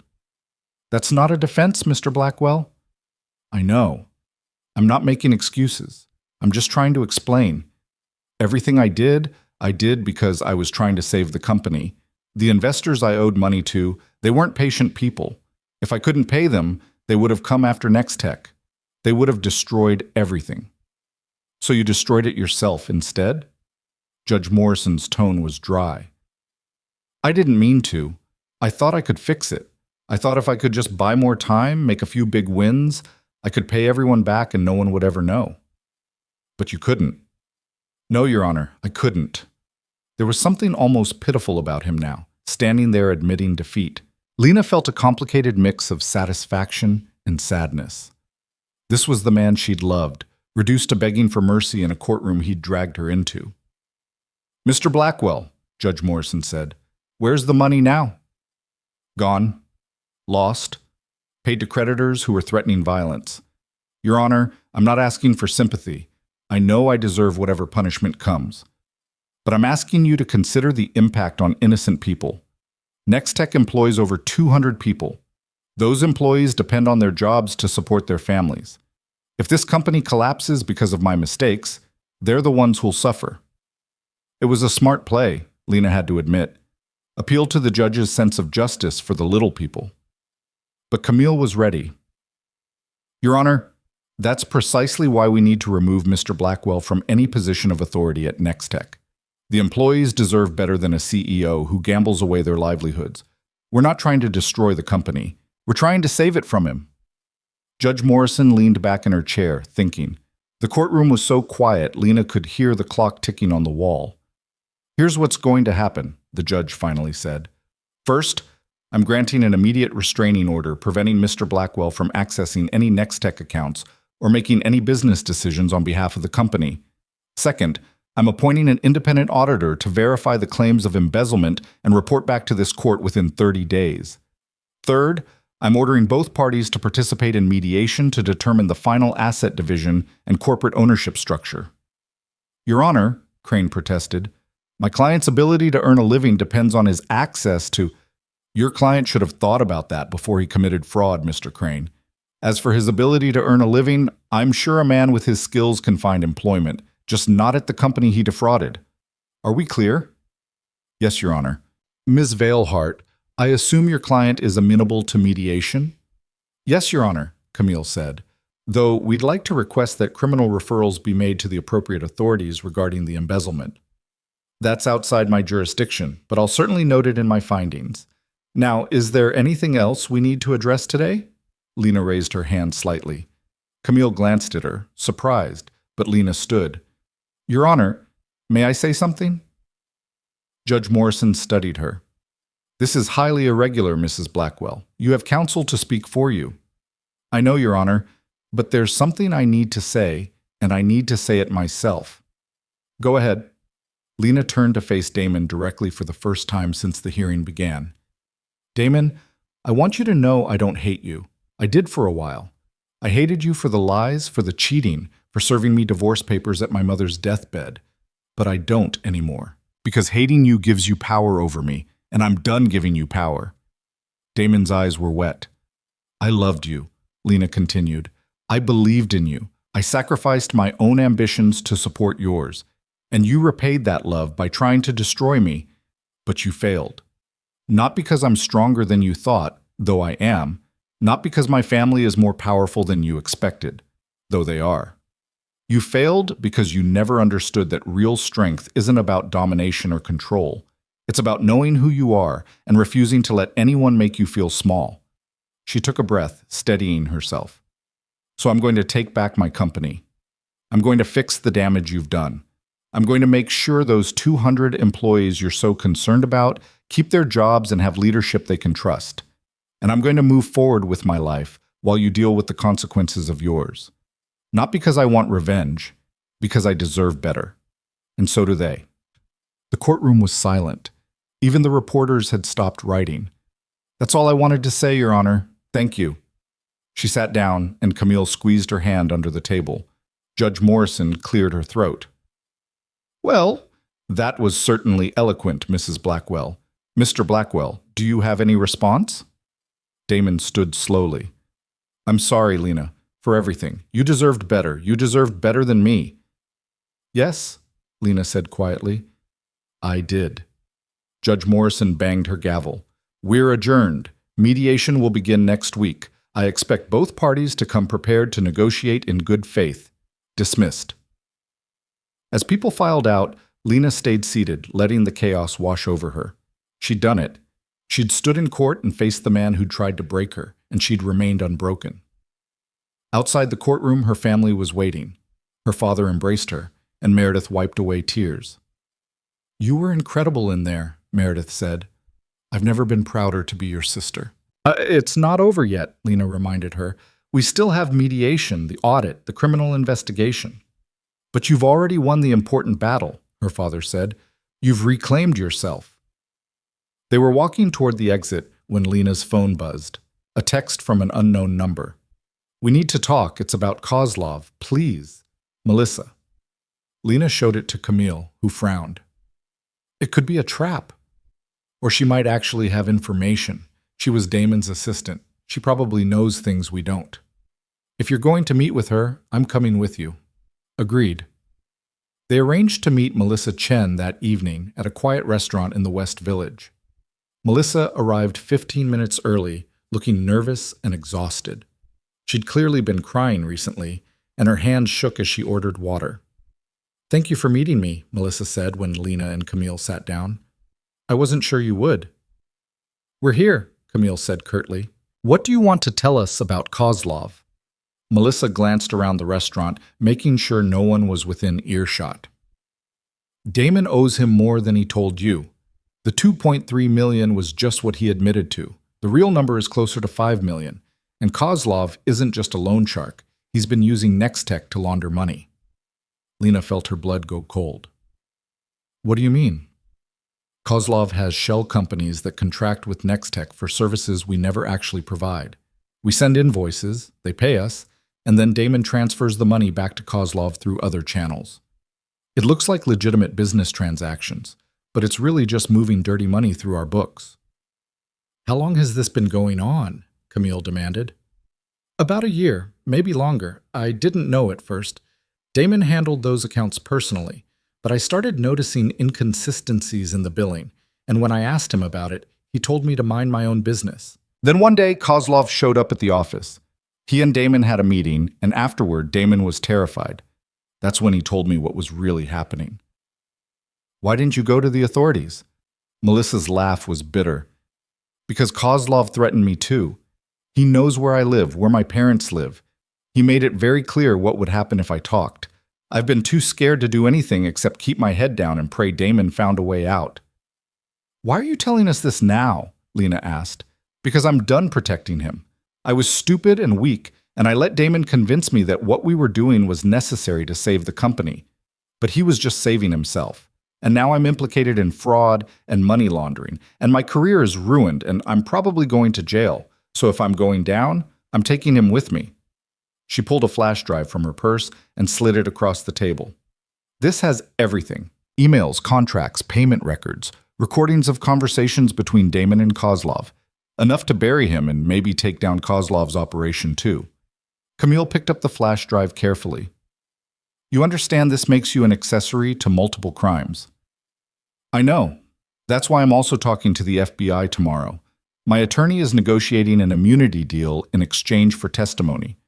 But I wanted you to have this first, because Lena deserves to know the truth, and because Damon needs to face consequences for what he's done.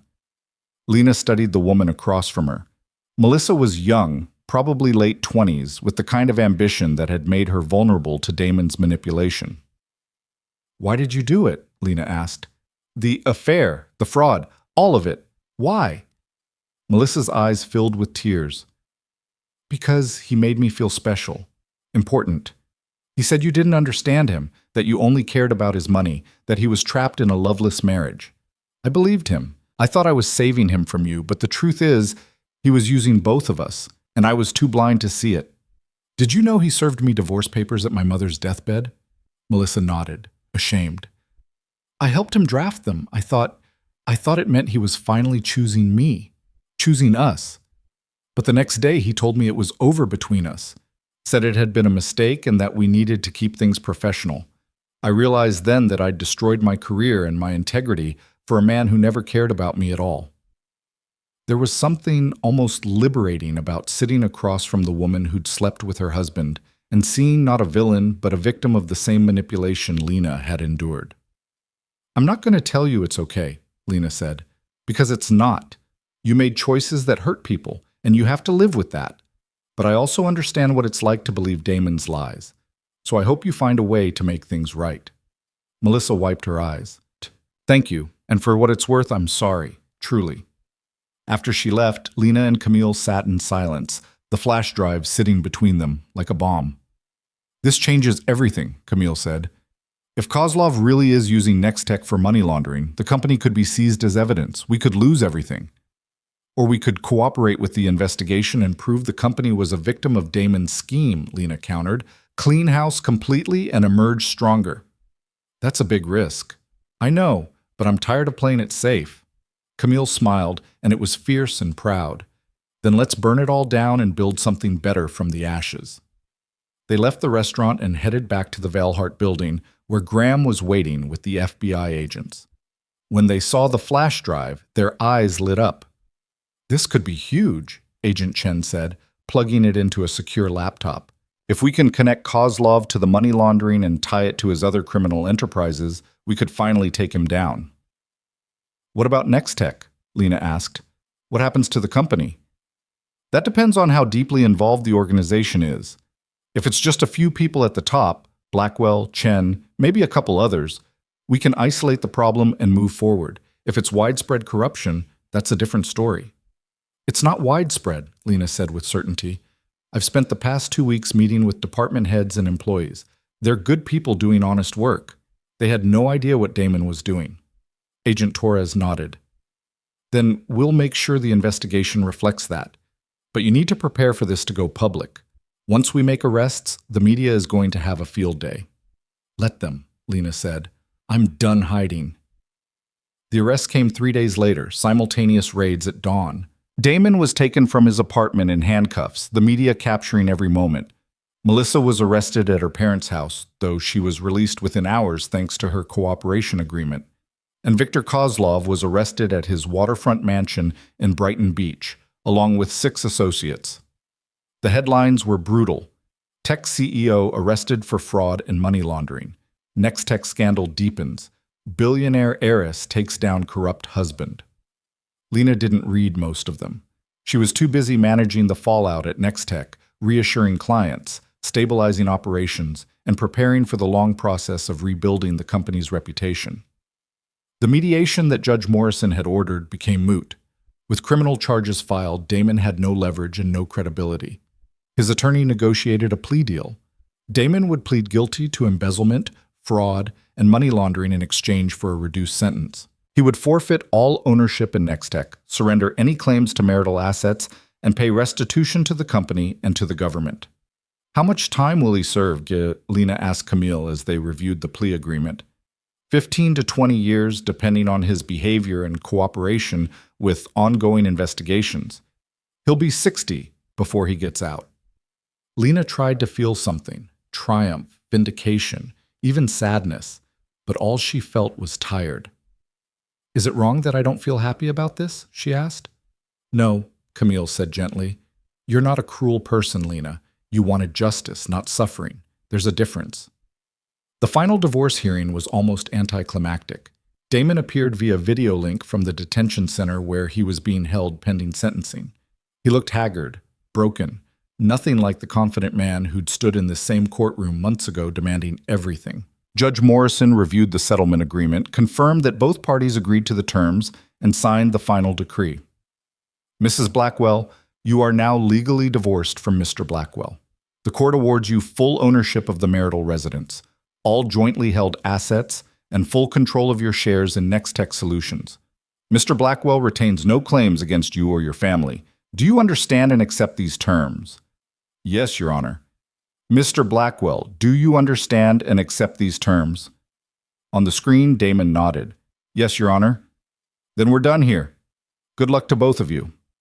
The gavel came down, and just like that, 6 years of marriage ended with a sound like a door closing. Outside the courthouse, reporters swarmed, but Lena's security team kept them at bay. She climbed into the waiting car where her father and Meredith were waiting. "How do you feel?" Meredith asked. "Free," Lena said, and it was true. For the first time in years, she felt like she could breathe without the weight of Damon's lies crushing her chest. "What's next?" her father asked. Lena smiled. "We rebuild. We make Nextech into the company it should have been all along. Ethical, transparent, successful. And we make sure everyone knows that the Veilhart name stands for integrity." "That's my girl," Graham said, his eyes shining with pride. As they drove through Manhattan, Lena looked out at the city that had been the backdrop for her greatest heartbreak and her greatest triumph. Somewhere out there, Damon was facing the consequences of his choices. And here she was, free to build whatever future she wanted. It was more than enough. The feeling of freedom lasted exactly 3 days before Damon's final gambit began to unfold. Lena was in her new office at Nextech, reviewing quarterly projections with Jennifer Park, when Camille called with an edge of urgency in her voice that made Lena's stomach drop. "Turn on the news. Any channel. Now." Lena grabbed the remote and switched on the television mounted on her wall. Every major network was running the same story, and the chyron made her blood run cold. Tech CEO claims he was set up by billionaire wife. On screen, Damon sat across from a sympathetic talk show host, looking like he'd lost 20 pounds and aged 10 years. His orange jumpsuit had been replaced with a somber gray suit for the interview, and his voice carried the perfect tone of wounded sincerity. "I want to be clear," Damon was saying, his eyes glistening with tears. "I made mistakes. I'm not denying that. But the narrative that's been presented about me is fundamentally false. I was set up by my wife's family to take the fall for their own criminal activities." The host leaned forward with practiced concern.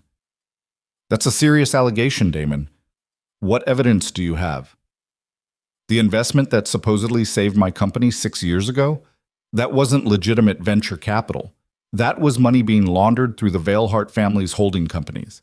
They used Nextech as a vehicle to clean dirty money, and when I discovered what was happening, they needed someone to blame. So they orchestrated this entire divorce and fraud case to silence me." Lena felt Jennifer's hand on her arm, steadying her. On the phone, Camille was already barking orders to someone in her office. "This is insane," Lena whispered. "He's completely lying." "I know," Camille said, "but he's doing it on national television, which means millions of people are hearing his version before we can respond. Where did this interview even come from? He's supposed to be in detention." But Jennifer was already typing on her laptop. "The interview was recorded 2 weeks ago before his arrest. His legal team must have been sitting on it as insurance. They released it today through a PR firm." On screen, Damon continued his performance. "I loved Lena. I still do. But she comes from a world I never understood. A world where people like me are disposable. When I married her, I thought I was marrying a waitress from Vermont. I had no idea she was testing me, that her entire identity was a lie designed to see if I'd measure up to her family's standards." "And when you didn't measure up?" the host prompted. "They destroyed me. They fabricated evidence of embezzlement. They coerced my assistant into giving false testimony. They even threatened me with violence through criminal associates to force me into accepting a plea deal. I'm not a perfect man, but I'm not the monster they've made me out to be. I'm a victim of a billionaire family's manipulation." The host turned to the camera with an expression of deep concern. "We reached out to the Veilhart family for comment, but they declined to participate in this interview. Coming up after the break, we'll hear from Damon's former business partner about the man behind the headlines." Lena muted the television and looked at Jennifer, whose face had gone pale. "Is any of that true?" Jennifer asked quietly. "About the Veilhart money being dirty?" "Absolutely not. My family built their fortune over 3 generations through legitimate business. Every dollar is accounted for, every transaction documented. Damon is lying because he has nothing left to lose." "But people are going to believe him. The public loves a story about the little guy fighting against the powerful elite." Lena's phone was ringing nonstop now. She could see the notifications piling up, news outlets requesting comment, social media mentions exploding, the PR team at Veilhart Industries trying to coordinate a response. We need to get ahead of this, Camille said, still on the line. I'm drafting a statement now, but it's not enough. We need proof, documentation, something that definitively refutes his claims. We have 6 years of financial records, Lena said. We have the original investment documents. We have the forensic audit that proved Damon embezzled the money, not us. And Damon has a sympathetic story and a good crisis PR team. Facts don't always win against narrative, Lena. You should know that by now. Lena thought about the past months, about standing in courtrooms and boardrooms, about facing down Damon's lies again and again. She'd thought the divorce decree would be the end of it. She'd been naive. "What do you need from me?" she asked. "Meet me at the office in an hour. We're going to war."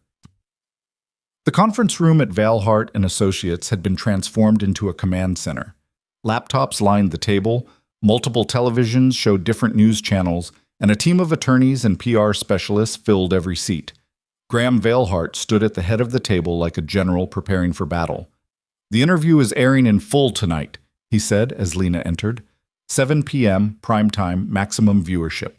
By 8 p.m., Damon's version of events will be the dominant narrative. We have until then to change that. "How?" Lena asked. Camille gestured to a woman Lena didn't recognize, sharp-featured and impeccably dressed. "This is Rebecca Marsh, the best crisis communications specialist in the country. Rebecca, tell her the plan." Rebecca stood and clicked a remote. A presentation appeared on the screen behind her. Right now, public opinion is swinging towards sympathy for Damon. He's positioned himself as the wronged husband, the self-made entrepreneur brought down by a powerful family. To counter that, we need to do 3 things simultaneously. First, we release the forensic audit results showing the exact trail of embezzled funds. Second, we put Lena in front of cameras to tell her side of the story with emotion and authenticity. Third, we get third-party validators, former Nextech employees, industry experts, law enforcement, to confirm the facts. "What about the allegation that our money is dirty?" Graham asked. "We counter with full transparency. We offer to open our books to independent auditors. We dare Damon to provide a single shred of evidence to support his claim. We make it clear that he's a desperate criminal grasping at straws." Lena listened to the strategy, feeling the familiar weight of performance settling over her shoulders. Every interview, every court appearance, every public statement required her to be perfectly composed, perfectly articulate, perfectly sympathetic. She was tired of performing. "What if I don't want to do another interview?" she asked quietly. The room went silent. Rebecca looked at Camille, who looked at Graham. "Lena," her father said gently, "I know you're exhausted. But if you don't tell your story, Damon's story becomes the truth." "Why? Why does my pain have to be entertainment for millions of people? Why do I have to justify my existence to strangers who've already made up their minds?" "Because that's how you win," Rebecca said bluntly. "You don't have to like it, but you have to do it. Otherwise, everything you fought for, the company, your reputation, justice, all of it disappears under Damon's lies." Lena closed her eyes. She thought about the 200 employees at Nextech who depended on the company's stability. She thought about the clients who'd stayed loyal through the scandal. She thought about the women who'd reached out to her after her first interview, sharing their own stories of betrayal and survival. "Fine," she said. "I'll do it. But on my terms. I'm not doing a prepackaged interview where some host gets to control the narrative. I want to speak directly to people. No filter, no script." Rebecca smiled. "I can work with that." "How do you feel about a live press conference?" 2 hours later, Lena stood in front of a wall of cameras in the lobby of the Valhart building. Behind her, floor-to-ceiling windows showed the Manhattan skyline at sunset, a backdrop that was both elegant and powerful. She wore a navy suit that Meredith had chosen, simple jewelry, minimal makeup. She looked like what she was, a woman who'd been through hell and emerged stronger. The room was packed with reporters, their questions already loaded like weapons. But before they could fire, Lena raised her hand. "I'm going to make a statement first, then I'll take questions. But I need you to understand something before we begin. I'm not here as a victim. I'm not here to ask for sympathy or understanding. I'm here to set the record straight because my ex-husband has chosen to compound his crimes with lies that could harm innocent people." She paused, letting that sink in. 6 years ago, I made the mistake of falling in love with a man who saw me as a means to an end. Damon Blackwell was charming and ambitious, and I believed in his vision. When his company was failing, I helped him because that's what you do for someone you love. I didn't tell him the investment came from my family because I knew it would hurt his pride. I wanted him to feel like he'd succeeded on his own merits. Her voice was steady, but she let emotion show in her eyes. Authenticity, Rebecca had said. People connect with authenticity. For 6 years, I supported him. I managed our home. I attended his events. I put my own career on hold. And when my mother was dying, when I needed him most, he handed me divorce papers and walked away. Not because I'd done anything wrong, but because he'd already moved on to someone he thought could give him more. A reporter raised a hand, but Lena shook her head. I'm not finished. When I discovered that Damon had embezzled millions from his own company, that he'd gambled away money meant for employee salaries and operational costs, that he'd endangered the livelihoods of 200 people, I had a choice. I could walk away and let it all collapse, or I could fight to save what he'd built and then destroyed. I chose to fight. She looked directly into the camera. Now Damon is claiming he was set up, that my family's money is dirty, that we fabricated evidence against him. These are lies. Every single transaction from the Valhart family to Nextech is documented and legitimate. Every piece of evidence against Damon was discovered through independent forensic auditing and verified by law enforcement. He's not a victim. He's a criminal who's been caught, and now he's trying to drag down everyone around him rather than accept responsibility. Ms. Valhart, a reporter called out, are you willing to open your family's financial records to prove your claims? Yes. We're offering complete transparency. Any reputable auditing firm can examine our books. We have nothing to hide. What about the allegation that you were testing Mr. Blackwell by hiding your identity? Lena smiled, but it was sad. I was young and idealistic. I wanted to know if someone could love me for myself, not for my family's money or connections. That's not a crime. It's human. And I told Damon the truth before we married. He knew who I was. He just chose to forget that when it became convenient. Do you regret marrying him? The question hung in the air. Lena thought about it honestly. I regret that it ended the way it did. I regret the pain he caused and the damage he did. But I don't regret loving him, because that experience taught me who I am. It taught me that I'm strong enough to stand up to someone I loved when they're wrong. It taught me that I can rebuild from ruins. Those are lessons worth the cost. Another reporter. Mr. Blackwell says you threatened him through criminal associates. Is that true? Absolutely not. The criminal associate he's referring to is Victor Kozlov, a loan shark and money launderer who Damon owed millions to. Kozlov threatened both of us when Damon couldn't pay. We reported those threats to the FBI, and Kozlov is now facing federal charges. Damon is trying to rewrite history to make himself look like a victim instead of the person who brought a dangerous criminal into our lives. What's next for you and for Nextech? We're rebuilding. We've implemented new oversight and compliance measures. We've brought in new leadership and recommitted to serving our clients with integrity. Nextech survived Damon's fraud, and it will continue to thrive without him. As for me, I'm moving forward. I'm running a company I believe in. I'm surrounding myself with people I trust, and I'm refusing to let one man's betrayal define the rest of my life. The questions continued for another 30 minutes, but Lena had said what she needed to say. By the time she stepped away from the podium, the early social media response was already shifting. Her live stream had been viewed by millions, and the comments were overwhelmingly supportive. But Damon wasn't finished. That night, his full interview aired as scheduled. In addition to his earlier claims, he introduced new allegations. He claimed Lena had been abusive, that she'd controlled his finances and isolated him from friends. He showed bruises on his arms, the same bruises from Kozlov's enforcers, and implied Lena had caused them. He even suggested that her mother's death had been convenient timing, allowing Lena to play the sympathy card while maneuvering against him. The allegations were so outrageous that Camille initially wanted to dismiss them as desperate fiction, but by midnight they were trending online. Hashtags like hashtag Believe Damon and hashtag Never Trust the Rich competed with hashtag Team Lena and hashtag Justice for Lena. This is a circus, Lena said, staring at her phone in Graham's study. How did we get here? How did the truth become this Negotiable. Because Damon understands that in the court of public opinion, the most compelling story wins, Graham said. Not the true story, the compelling one. Then we make our story more compelling. Meredith walked in carrying a tablet. The FBI just released a statement.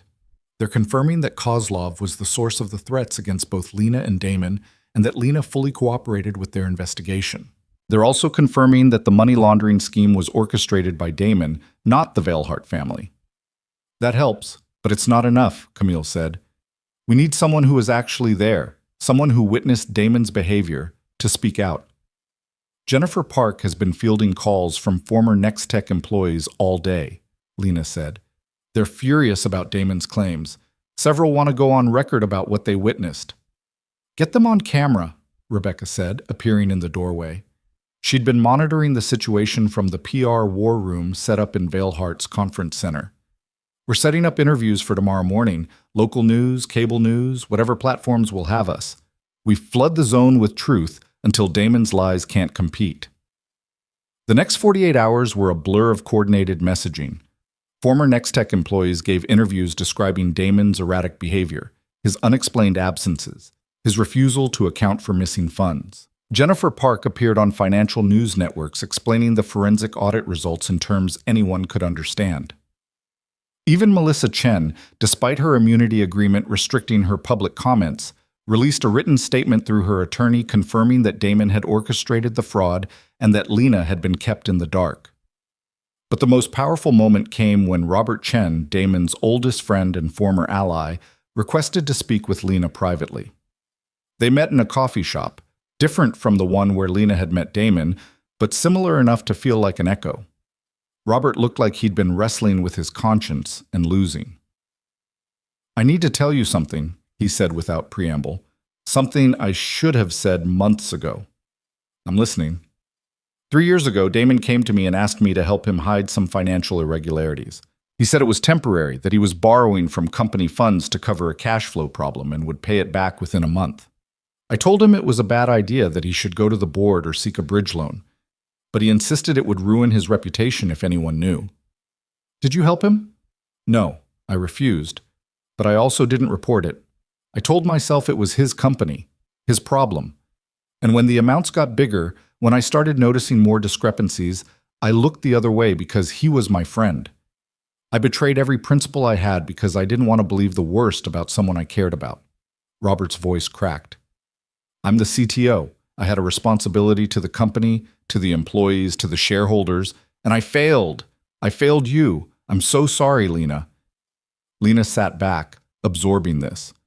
Robert's guilt was genuine, but it didn't undo the damage. Why are you telling me this now? Because I watched Damon's interview and I couldn't stomach it anymore. He's blaming everyone except himself.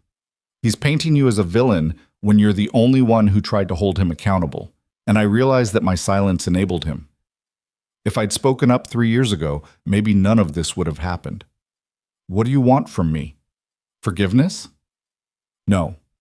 I want to make a statement. On the record, I want to tell the truth about what I knew and when I knew it. I want to take responsibility for my part in this, and I want to support you in whatever way I can. Lena studied him.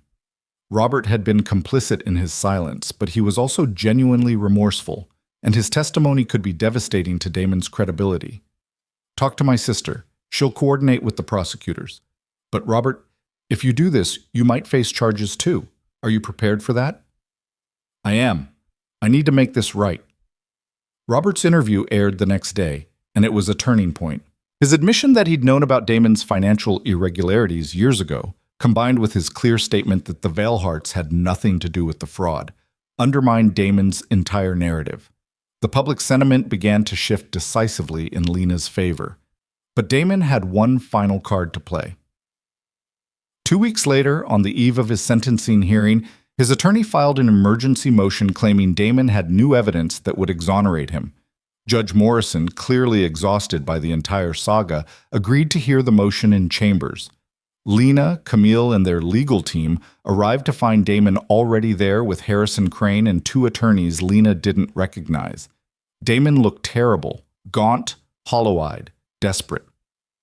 Your Honor, Crane began, my client has obtained documentation showing that the Veilhart family's investment in Nextech was part of a pattern of corporate espionage.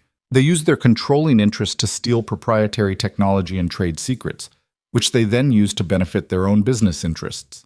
This fraud is far more extensive than we initially realized. He presented a folder to Judge Morrison, who read through it with growing skepticism. Mr. Crane, these documents appear to show normal business communications between Mrs. Veilhart and her family's corporate division. Where's the evidence of espionage or theft? The pattern, Your Honor. The timing of these communications coincides with major technological breakthroughs at Nextech.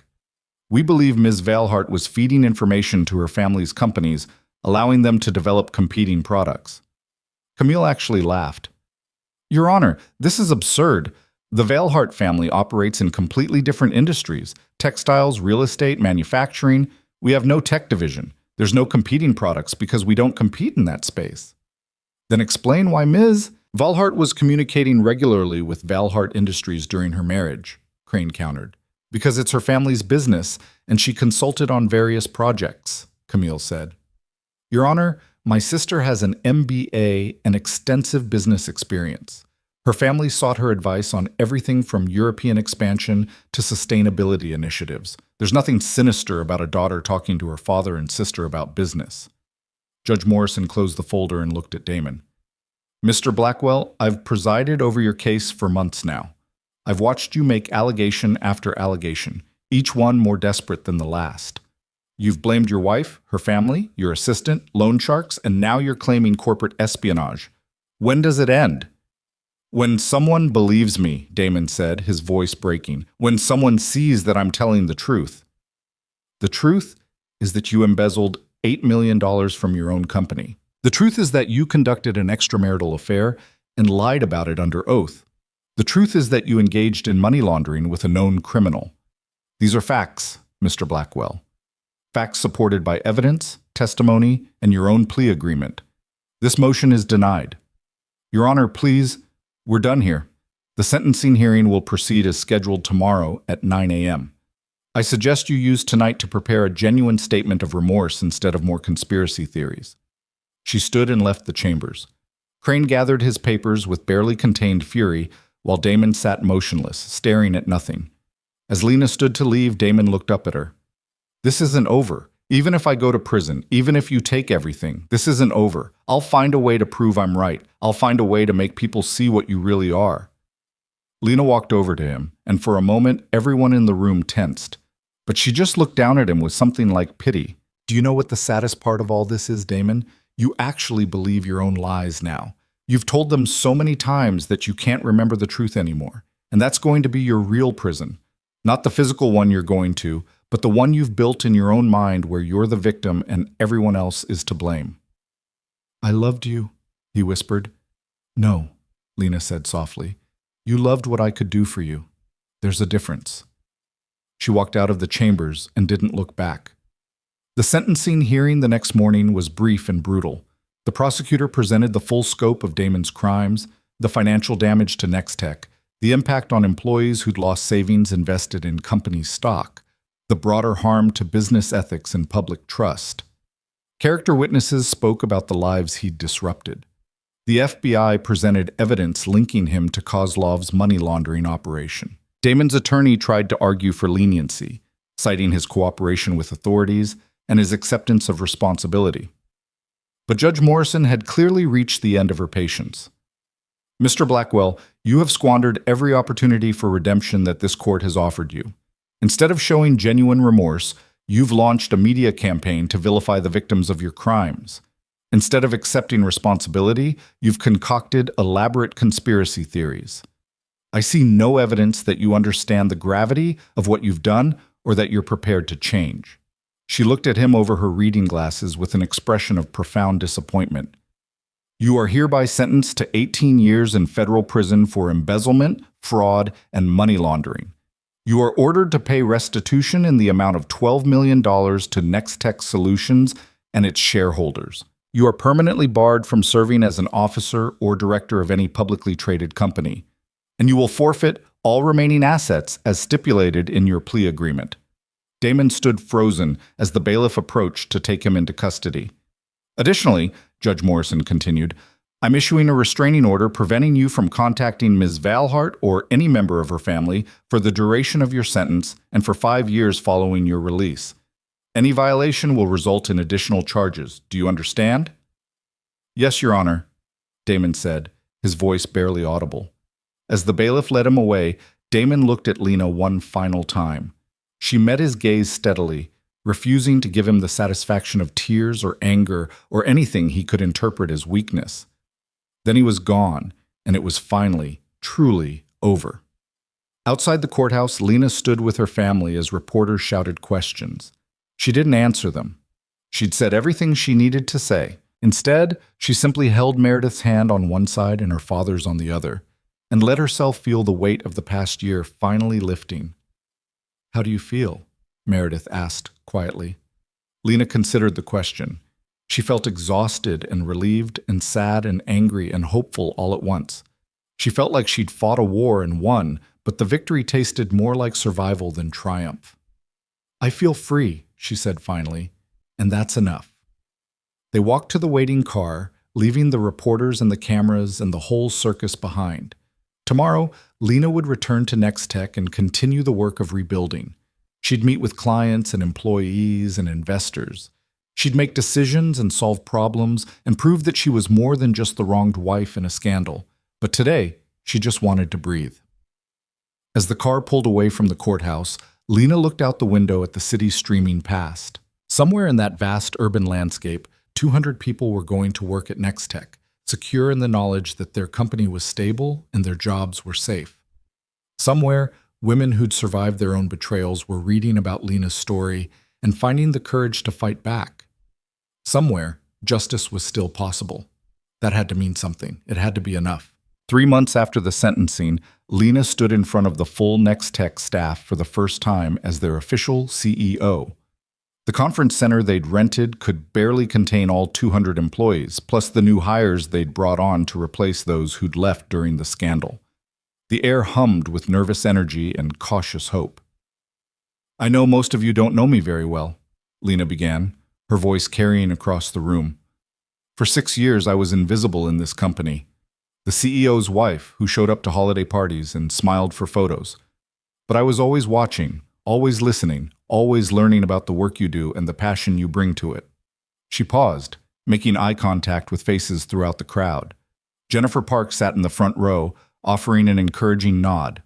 Robert Chen sat further back, still with the company but no longer in leadership after his testimony had resulted in a hefty fine and community service for his negligence. This company was built on a brilliant idea and sustained by your hard work. What happened with Damon Blackwell was a betrayal of everything you'd helped create. He stole from you. He lied to you. He put your jobs and your futures at risk for his own selfish purposes. And for that, I am profoundly sorry. A murmur ran through the crowd. Several people looked confused. You're apologizing? Someone called out. You're the one who saved us. I'm apologizing because I should have seen the signs earlier. I should have asked harder questions. I was his wife. I had access to information that might have stopped this sooner, but I was afraid to look too closely because I didn't want to face the truth about who I'd married. That failure is mine to own. Jennifer stood up. With respect, Lena, you can't blame yourself for his crimes. None of us saw the full picture. He was careful and calculating. He manipulated everyone around him, including his wife. Jennifer's right, Robert said, standing as well. His voice carried the weight of his own guilt. I was CTO. I had direct access to the financial systems. I saw irregularities and convinced myself they were nothing. If anyone should have stopped this, it was me. You were trying to save your marriage. I was just being a coward. Other voices joined in, employees sharing their own moments of doubt and hesitation, times when something had seemed off, but they'd rationalized it away. The room became a collective unburdening, people releasing months of guilt and fear and uncertainty. Lena let it happen, understanding that they all needed this catharsis. When the voices finally quieted, she continued, Here's what I can promise you going forward. Complete transparency. Every quarter we'll release detailed financial reports available to all employees.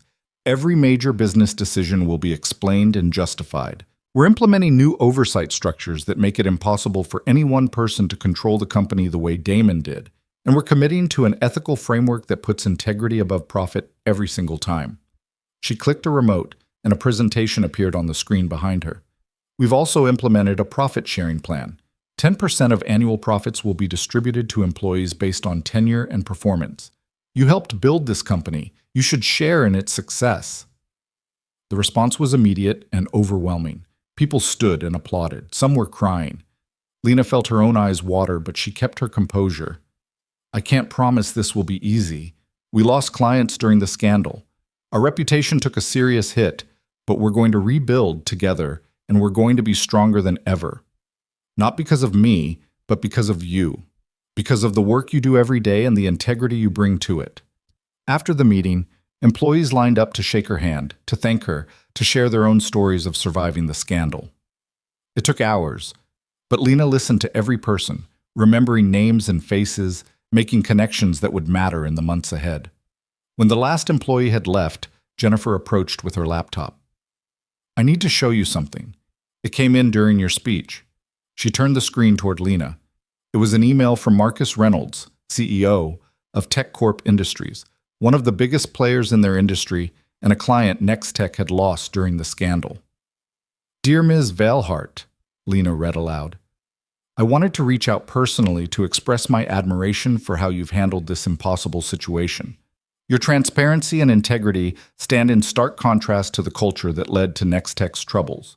TechCorp would like to resume our contract with Nextech, effective immediately.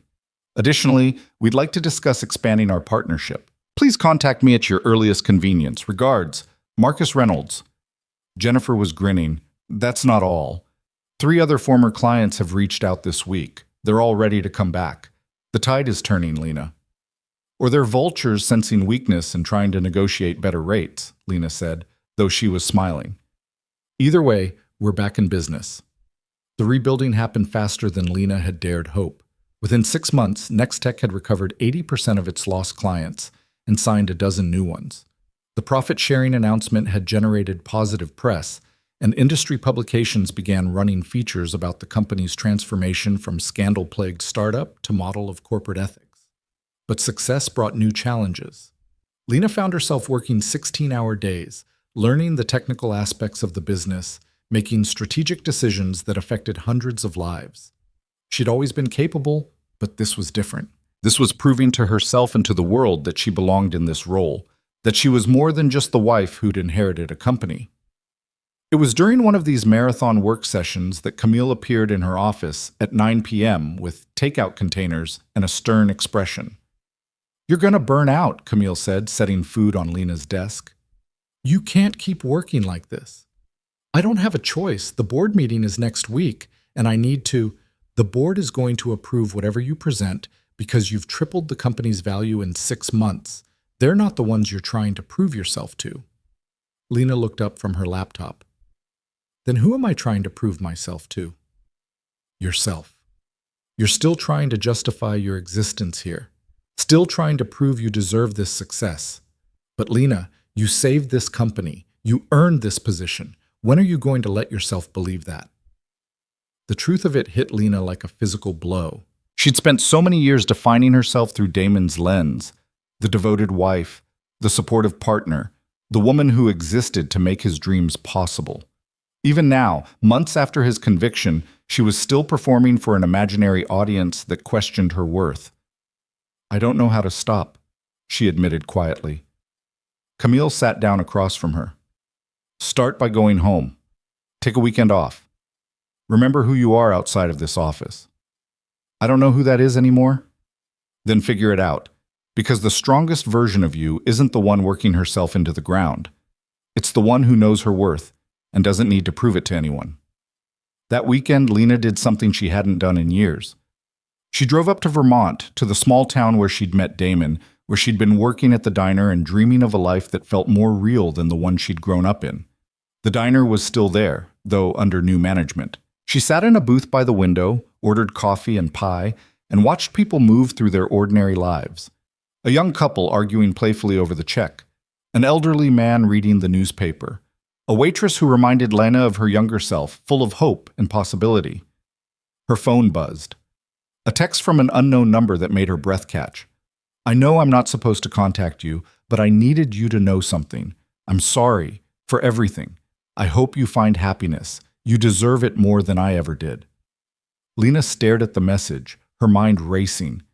Damon wasn't supposed to have access to outside communication beyond monitored calls and letters. Someone must have smuggled him a phone, which meant he'd broken the terms of his incarceration to send this message. She should report it, should forward it to Camille and let the legal system handle it. But instead, she found herself typing a response. You broke the restraining order to send me this? 3 dots appeared, indicating he was typing. I know, I'm stupid, but I'm sitting in a cell thinking about my life, and I realized I never really apologized. Not genuinely. I said the words, but I didn't mean them. I was still trying to manipulate you, still trying to control the narrative. But I can't do that anymore. I can't control anything. All I have is the truth. Which is? I destroyed the best thing that ever happened to me because I was too insecure to accept that you were better than me. Smarter, stronger, more capable. I needed to believe I was the successful one, the important one. So I tore you down to build myself up. And in the end, I destroyed us both. Lena felt tears sliding down her cheeks. The waitress glanced over with concern, but Lena waved her off. You didn't destroy me, Damon. You hurt me, but I'm still here. I'm stronger now than I was when we met. I know. I saw your interviews. I read about what you've done with Nextech. You're everything I pretended to be. And I hate that I can't be happy for you, that all I feel is jealousy and regret. That's honest, at least. Yeah, well, I'm learning that honesty is all I have left.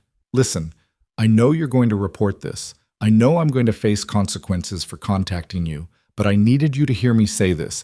You were right about everything. I was the villain in our story, and you deserved so much better. I hope wherever you are, whatever you're doing, you're finally free of me. The dots disappeared. The connection ended. Lena sat in the booth for a long time, turning the phone over in her hands. She didn't report the message. Instead, she deleted it and blocked the number. Not because she forgave him or because his apology changed anything, but because she was done letting Damon Blackwell occupy space in her head. He was in prison, paying for his crimes. That was justice enough. She didn't need to punish him further by extending the legal battle. She just needed to move on. When she returned to New York Monday morning, she made a decision that surprised even herself. She called a meeting with the Nextech board and announced that she was hiring a chief operating officer to handle day-to-day operations. She would remain CEO and maintain strategic oversight, but she was delegating the operational details to someone with more technical expertise. I'm good at vision and strategy, she told the board. I'm good at building relationships and making hard decisions. But I'm not a technologist, and I'm tired of pretending otherwise. We need someone who can speak the language of our engineers and clients in ways I never will. The board unanimously approved. Within a month, they'd hired Sarah Chen, no relation to Melissa, a former Google executive with 20 years of experience in cloud infrastructure. She and Lena developed an immediate rapport, a partnership built on mutual respect and complementary skills. With Sarah handling operations, Lena had time to breathe. Time to think about what came next, not just for Nextech, but for herself. She started seeing a therapist, something Meredith had been suggesting for months. Dr. Patricia Wells was in her 60s, warm but direct, with an ability to cut through Lena's carefully constructed defenses.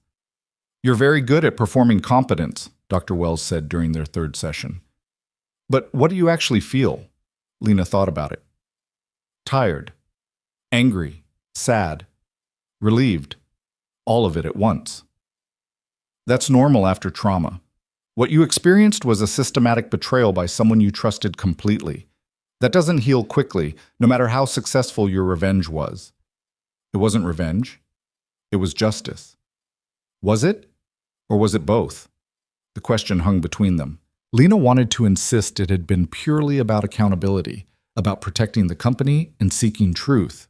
But there had been moments, watching Damon led away in handcuffs, seeing his face on the news in an orange jumpsuit, when she'd felt something darker than justice, something that tasted like vindication and power, and yes, revenge.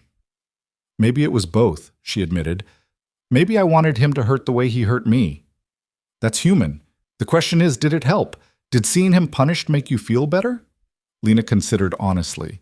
For a moment, yes. But then I just felt empty. Like I'd won the war but lost something essential in the process. What did you lose? My ability to trust my own judgment. If I could be so wrong about Damon, how can I trust myself about anything else? Dr. Wells leaned forward. Lena, being deceived by a skilled manipulator doesn't mean your judgment is flawed. It means you encountered someone who is very good at deception. The question isn't whether you can trust yourself again. It's whether you're willing to. That session marked a turning point. Lena began to separate her worth from Damon's betrayal. She started dating again, casually, not looking for anything serious, but testing her ability to connect with people without armor. She reconnected with friends she'd neglected during her marriage. She took up painting, something she'd loved in college but abandoned when Damon said it was frivolous. And she started making plans for something bigger than just running Nextech. A year after Damon's sentencing, Lena stood in a different kind of courtroom. This one was filled with young women, all survivors of financial abuse by partners or family members.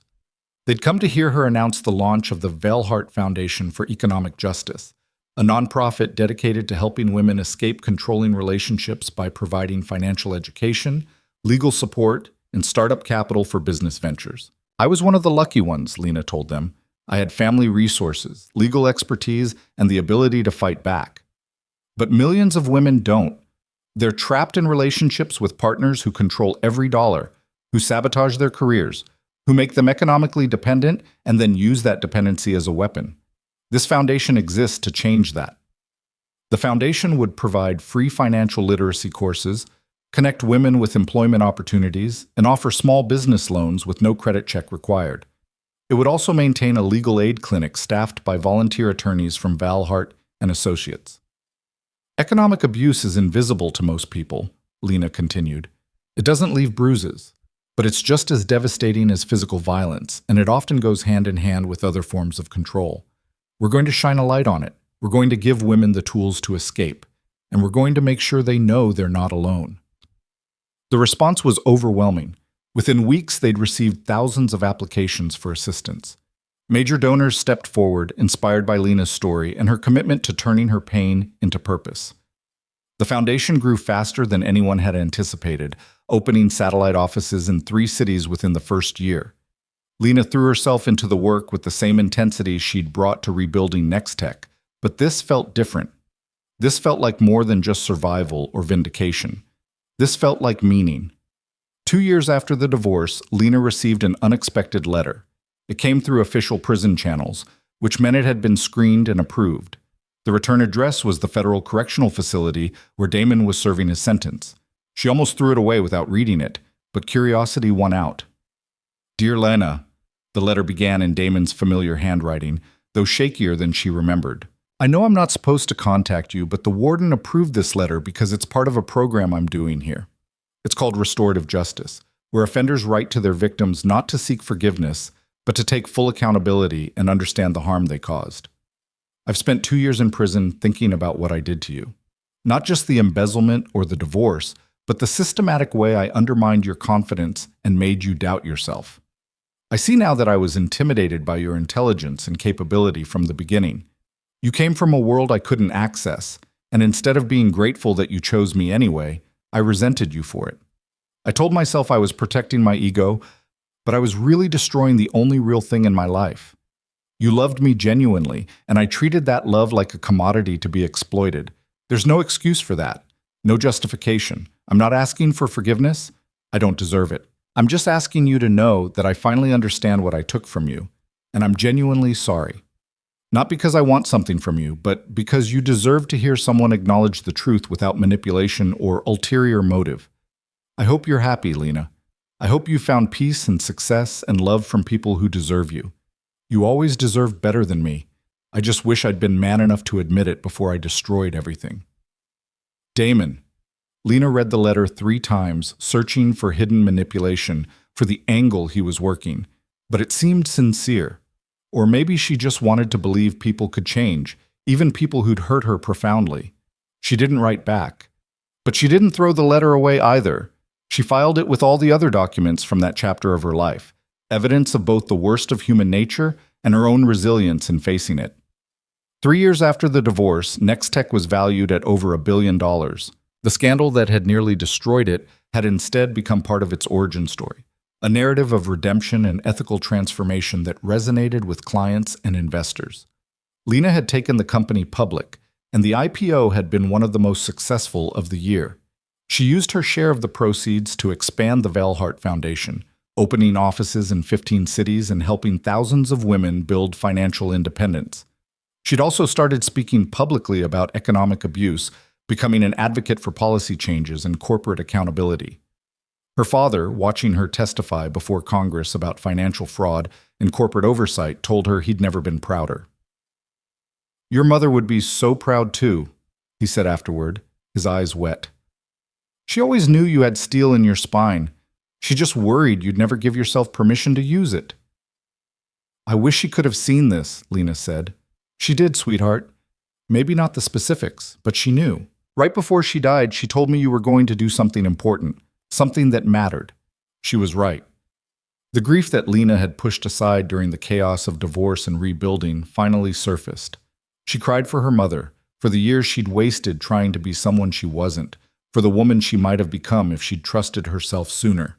But she also cried tears of gratitude, because the struggle had given her purpose, the betrayal had given her strength, the pain had given her empathy for others suffering in silence.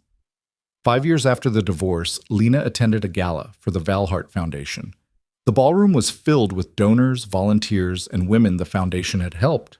Survivors who'd gone on to start businesses, finish degrees, rebuild their lives. One of them, a woman named Sandra, who'd escaped a 15-year abusive marriage with the foundation's help, approached Lena during the cocktail hour. "I need to thank you," Sandra said. 2 years ago, I was sleeping in my car with my daughter. My ex had destroyed my credit, drained our savings, and convinced me I was too stupid to survive on my own. Then I found your foundation. You gave me a loan to start a catering business, and now I'm employing 6 people. My daughter is in college. I have my own apartment. I have my life back." She took Lena's hands, tears streaming down her face. "You saved me, and I need you to know that." Lena hugged her, feeling the weight of purpose settle over her shoulders like a mantle. This was why she'd fought. Not for revenge against Damon, though that had been satisfying. Not for wealth or power, though she'd gained both. But for this moment, this connection with another human being who'd found strength in the darkest place.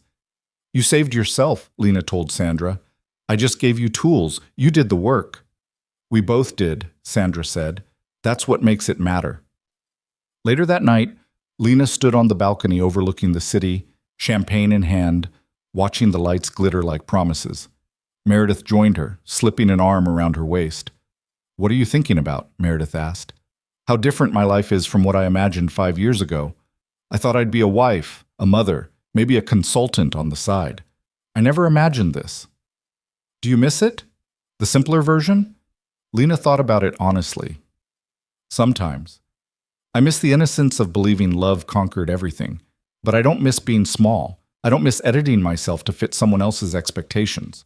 This version of me, the one who runs a billion-dollar company and a foundation that changes lives, she's harder and scarier. But she's real. And I like her better." "I like her too," Meredith said. "She reminds me of you when we were kids, before you convinced yourself you had to be perfect to be loved. I'm not perfect now." "No, but you're free. And that's better." 6 years after the divorce, Lena got a call from the warden at Damon's prison.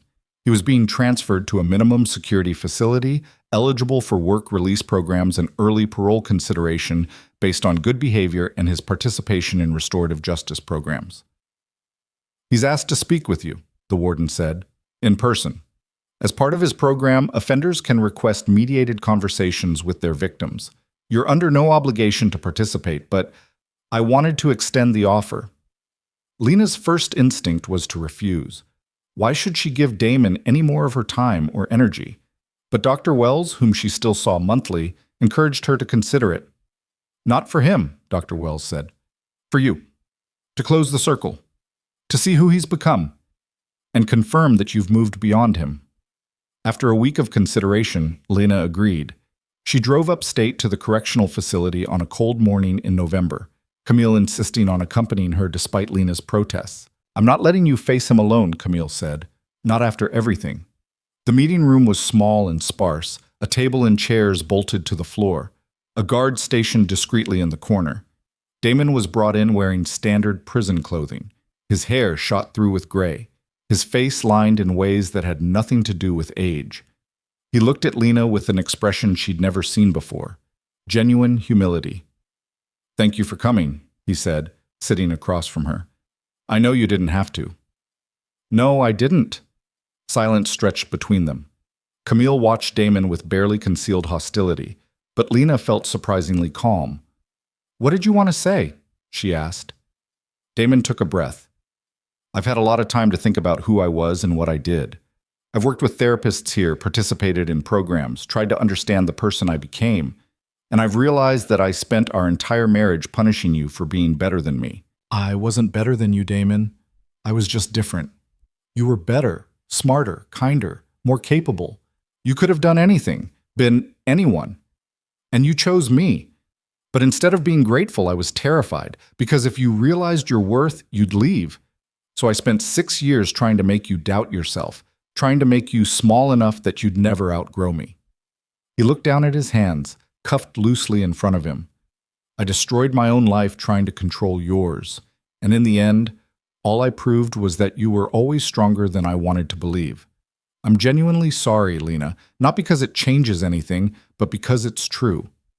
Lena studied him, this man she'd once loved, now reduced to a shadow of his former arrogance.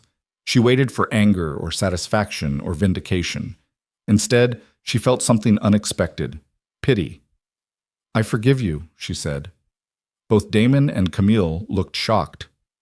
"You don't have to, Pete," Damon began. "I'm not doing it for you," Lena interrupted. "I'm doing it for me. Because carrying anger and resentment takes energy I'd rather spend on other things. You hurt me. You betrayed me. You tried to destroy me. Those are facts that won't change. But holding on to hatred doesn't punish you. It punishes me." She leaned forward slightly. "I've built an incredible life, Damon. I run a company I'm proud of. I've helped thousands of women escape situations like the one I was in. I have people in my life who love and respect me. I'm happy. And none of that would have happened if I stayed married to you. So I did you a favor?" His smile was bitter. "No, you taught me a lesson. A painful, expensive lesson, but an important one. I learned that I'm stronger than I thought. I learned that I don't need anyone's permission to be powerful. I learned that love without respect is worthless. Those lessons changed my life. I'm glad you found something positive in the wreckage. I had to. The alternative was letting you define me forever." They talked for another hour, not as husband and wife, but as two people who'd once shared a life and had both been changed by its destruction. Damon talked about his therapy, his understanding of narcissism, and the patterns he'd developed to protect his fragile ego. Lena talked about the foundation and the work that gave her purpose. When it was time to leave, Damon stood slowly. "I hope you find happiness when you get out," Lena said. "Real happiness. The kind that doesn't require diminishing someone else." "I hope I'm capable of it," he said. "But even if I'm not, I'm glad you found it. You deserve better than me, Lena. You always did." As she walked out of the prison, Camille took her hand. "Are you okay?" "Yeah," Lena said. "I really am." And she meant it. 10 years after the divorce, Lena Valhart stood at a podium in Washington, D.C., accepting the Presidential Medal of Freedom for her work combating economic abuse and empowering women's financial independence. The Valhart Foundation had helped over 50,000 women, and she'd successfully lobbied for legislation protecting victims of financial coercion. Her father sat in the front row, tears streaming down his face. Meredith was beside him, filming everything on her phone. Camille stood backstage, ready to celebrate with champagne. Ms. Valhart's journey from victim to advocate exemplifies the resilience of the human spirit, the president said in her introduction. She transformed personal tragedy into a movement that has changed countless lives. She embodies the principle that our greatest struggles can become our greatest strengths. As Lena accepted the medal, she thought about the woman she'd been a decade ago, broken, terrified, convinced she was worthless. That woman would never have believed this moment was possible. But here she was, proof that survival could become triumph, that pain could become purpose, that endings could become beginnings. In her acceptance speech, Lena spoke about the women the foundation had helped, the systemic changes they'd fought for, the work still left to do. She didn't mention Damon by name, though everyone knew the story. He'd been released 2 years earlier, served his parole quietly, and disappeared from public life. Occasionally she heard rumors. He was working as a consultant under an assumed name. He'd moved to a small town in Oregon. He'd found religion. She didn't seek confirmation. His story was no longer connected to hers. We often ask survivors why they stayed, Lena said, looking out at the assembled crowd. But the better question is why it's so hard to leave. Economic abuse creates invisible chains made of debt, damaged credit, sabotaged careers, and destroyed confidence. Breaking those chains requires more than courage. It requires resources, support, and the belief that a different life is possible. She paused, letting the words resonate. 10 years ago, I was one of those survivors. I had resources many don't, but I still struggled to believe I deserved better. If I can offer any wisdom from that experience, it's this. You are not defined by who hurt you. You are defined by what you do next, and what comes next can be extraordinary. The applause was thunderous, but what Lena would remember most was the woman in the third row, probably in her 30s, crying as she clapped. Their eyes met across the room, and Lena saw herself reflected there. The pain, the hope, the determination to become more than what trauma had made her. That night, at the celebration dinner, Graham Veilhart raised a toast to his daughter, to Lena, who took the worst thing that ever happened to her and turned it into the best thing that happened to thousands of others. Your mother would be so proud, and so am I. To Lena, the room echoed. As Lena sipped her champagne, surrounded by the people she loved and the life she'd built from ruins, she finally felt what had eluded her for so long. Peace. Not the absence of pain, but the acceptance that pain had shaped her into someone capable of extraordinary things. She'd entered Damon's courtroom a decade ago expecting to be destroyed. Instead, she'd discovered she was indestructible. Not because nothing could hurt her, but because she'd learned that hurt couldn't define her. The battle had been long and brutal. The scars would never fully fade. But she'd won more than a legal victory or corporate success. She'd won herself back. And in the end, that was the only victory that really mattered.